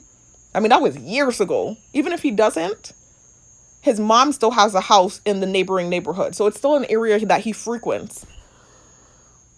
So anyway, I'm riding up the hill and I noticed he drove through with the blue car. And I didn't know if it was him or not because the windows were tinted. So I remember looking and saying, is that so-and-so? I remember thinking that in my head. My thoughts weren't projecting back then, so I knew nobody was hearing my thoughts. But I remember thinking, is that so-and-so? And the person drove by, just drove by. I'm like, nah. Even though this is the area, I'm like, nah. Right?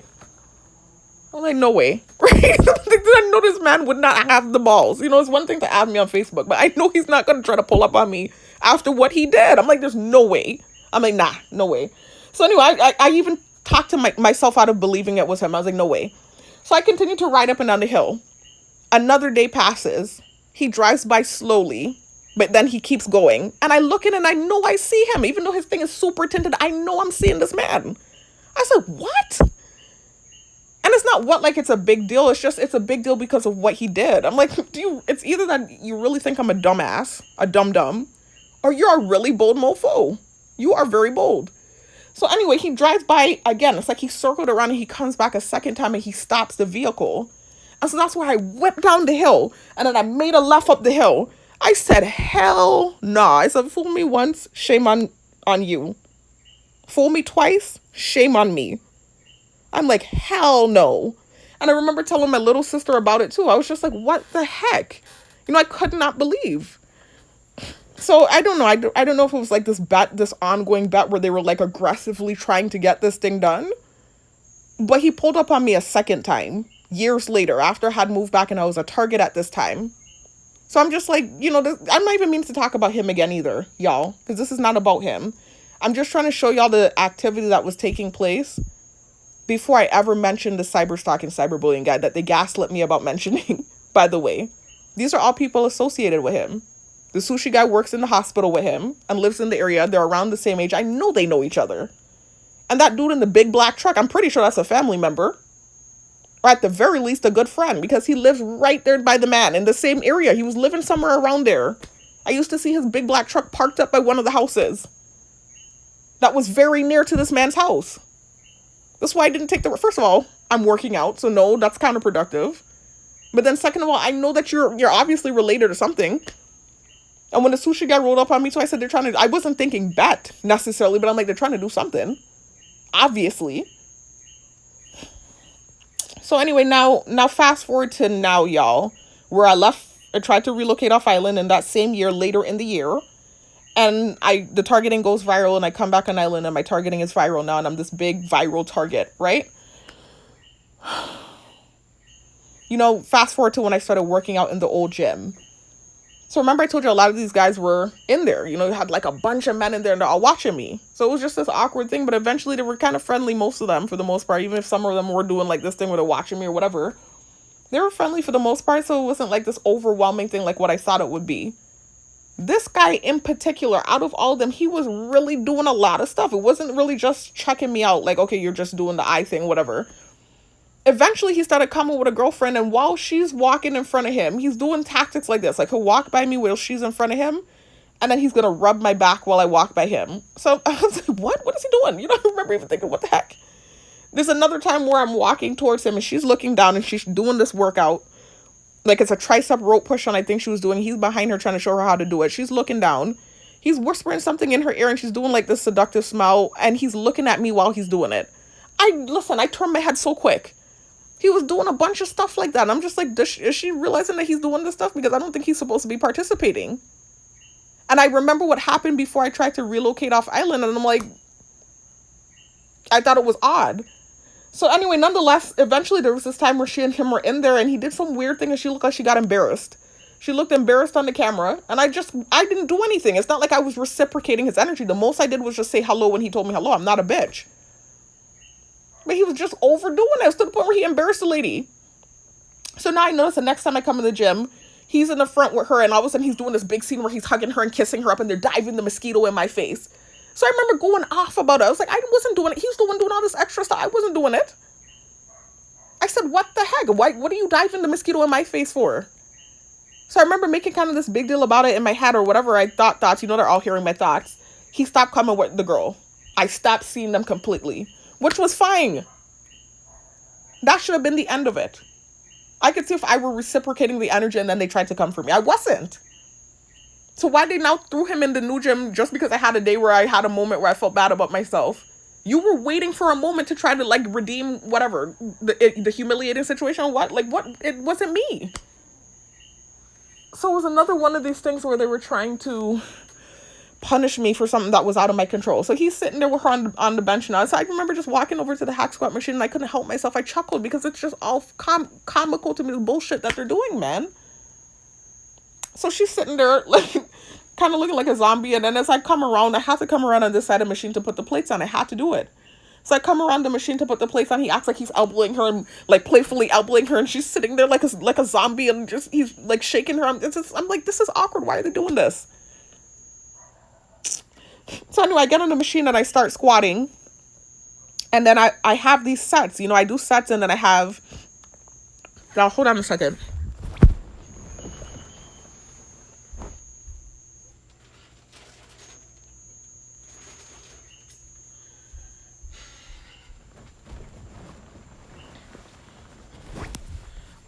Yeah, so I have sets, y'all. And so in between the sets, I take a 45-second rest. And so I was taking my 45-second rest, and before the seconds could even finish, they start diving the mosquito at me again. I'm like, why are they doing this? And so that's where I finally got annoyed enough, and I said, you know what, I'm making a video about this. I said, this is stupidness. I said, now they're flying the mosquito. I said, they are trying desperately. I said, why are they doing this? And so then I remember after a couple of seconds, he finally gets up with the girl and they walk off.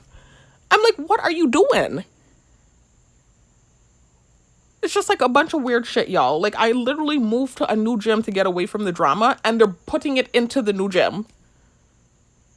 And then also situations, again, just showing you that are out of my control that they keep, like, antagonizing me about.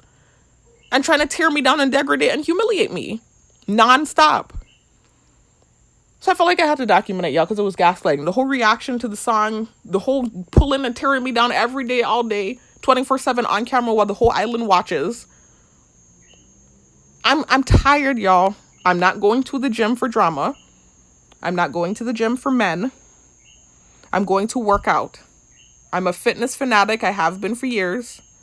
I'm a genuine athlete.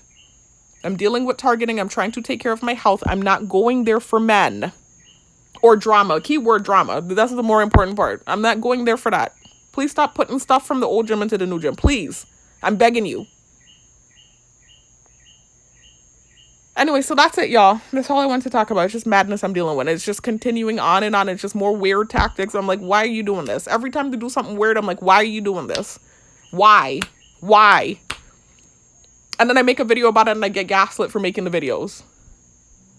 Similar to how they gaslit me for talking about the cyberstalking and cyberbullying guy in the first place. When listen to all the activity that was taking place before I even tried to relocate off island. That's just a little bit of what was taking place with these dudes pulling up on me. Anyway, y'all, that's it. I had to document it. Finally, the video's done. I've been trying to make this video for days. Hopefully, there will be no more documentation about stuff from the old gym. Yeah, they're still gang stalking and doing crazy stuff. Hopefully, that will stop too. But at the very least, please stop putting the stuff from the old gym into the new gym. Please. And trying to, like, get hits on me and knock back for things that were out of my control. It's madness to me. All right, thank you. That's it. Have a good one. I'll talk to y'all in the next one. Peace out. Y'all, there's just one more piece of info, or I guess a little bit more detail that I want to give to the story I just told, right? So after I move off from the hack machine, right, and I finish my hack squats, I then go over to the squat rack to do my last set of squats, right? The new routine that I set up for myself is, it's like this superset that I'm doing. So I know this is going to sound like a lot, y'all, but because of the injury and me having to squat lighter, My legs are super strong. I'm used to squatting heavy weight like I told y'all. So I had to up the intensity of the workout, up the volume, excuse me, not the intensity. I had to up the volume since the intensity has decreased. I'm not able to go as heavy, so I had to up the volume. So on the leg extension machine, it's a single leg extension machine. So you do your reps for each leg separately. I do 100 each leg, 100 reps each leg. Then typically what I would do is like a superset where I go straight over without taking a break to the squat rack, and I'll do 40 body weight squats in 2 sets of 20, and then I do 30 barbell squats at 70 pounds in 3 sets of 10. But now I added the hack squat into the routine, y'all. Remember I told you what happened with the guy from my old gym and whatever they were trying to do, right? So when I finished my routine on the hack squat machine, I just followed the routine I had written down. I wasn't going to let the stupid gang stalking stop me from doing my workouts. So I got up and I went over to the squat rack and I continued to do my routine. But of course, I now got that cocky disposition that I get when they start doing crap, stupid, dumb, antagonizing stuff. I always start to get this. I've talked about this in prior videos, and I talked about it in that video where I was, discussing the interaction that I had with the personal trainer from the old gym's girlfriend. A similar thing happened. So I get on the machine, and it's not that I'm doing anything more than I would typically do. I just tend to have like this more determined look, and I have this kind of cocky disposition, if that makes sense, right? But I did everything I was planning to do anyways. I'm going there to work out. I'm not going there for the drama and to put a show on for the island. So anyway, I went and I was doing my squats and stuff, but of course I did have, like I said, this cocky look and this determined look, and I got through my squats. And when I finished the last set, it was really intense. My legs were still hurting yesterday. They're still a little sore now, y'all. But they're only now today that I start feeling relief. All yesterday, my legs were still hurting from that workout on Monday. Anyway, that's how I even realized that, yesterday by accident, I almost I almost worked my legs out instead of my arms. I'm so distracted from working every night and all the gang stalking stuff they're doing. I almost forgot that yesterday was supposed to be my arm day. And I started working my legs out, and I sat down on the leg extension machine, and what made me realize that I was working out the wrong muscle group was the pain. My leg was hurting so bad. I was like, damn, why is it hurting so bad? And I realized, wait a minute. I'm not supposed to be working my legs out so soon, and I'm not supposed to work out again until Friday. My legs. But anyway, so it was intense, y'all. But this was what I was planning to do. They knew that. I had it written down. The only thing was, again, like I said, I just had this determined look because of the stupid crap that they were doing. So anyway, when I finished my last set of squats, all of a sudden, immediately as I finish, I see a notification come through on my phone. Remember I told you they do these gang stalking tactics with messages and stuff, and they can work through your job, work through this, through that. It's like a gridlock system, and everybody has some sort of attachment or involvement. It's like they don't really have a choice either. Some people just gladly participate because maybe you've said offensive things that they don't care for you. And they don't, have like what is the word I'm looking for? I don't want to say foresight. That's the wrong word. They're not able to look at it objectively and say, hey, this is just a reaction that she's having. She's not necessarily a bad person or a bitch. She's just reacting negatively to what's being done to her. But anyway, nonetheless, so, everyone gets involved. It's a government program anyway. So I just noticed a text from my job. Remember, I do security, y'all, but they work with the facility where I'm trying to become a corrections officer again. I see a message on WhatsApp talking about how they're hiring supervisors. As soon as I finish my squats, y'all. So it's almost like this thing, again, remember I told you to keep sending me hints with the technology, like whenever I start having a nasty reaction, like I'm going to remain doing security. That was kind of like a blackmailing moment, almost like you're going to remain doing security, so you might as well apply to be a supervisor, because you're not going to, that kind of way. And it was right after I was squatting with like, I guess you could say this robust way. But I wasn't saying or thinking that. It's not like I started dissing him and his girl or, doing real crazy off the wall stuff. I just was squatting like in this kind of, it gave me more momentum. But I was planning to do that anyway. They saw this is what they were interfering with. I did the routine I was planning to do. I just had more. I always say this, that it motivates me more when they do the dumb crap. Where I might not have pushed as hard, I push harder. So anyway, I'm like, what the hell? So they're blackmailing me now because the thing didn't bother me and I kept working out? This is all I could say. I started to get real pissed, But anyway, I wanted to add this in. All right, I'll talk to you in the next one. Peace out.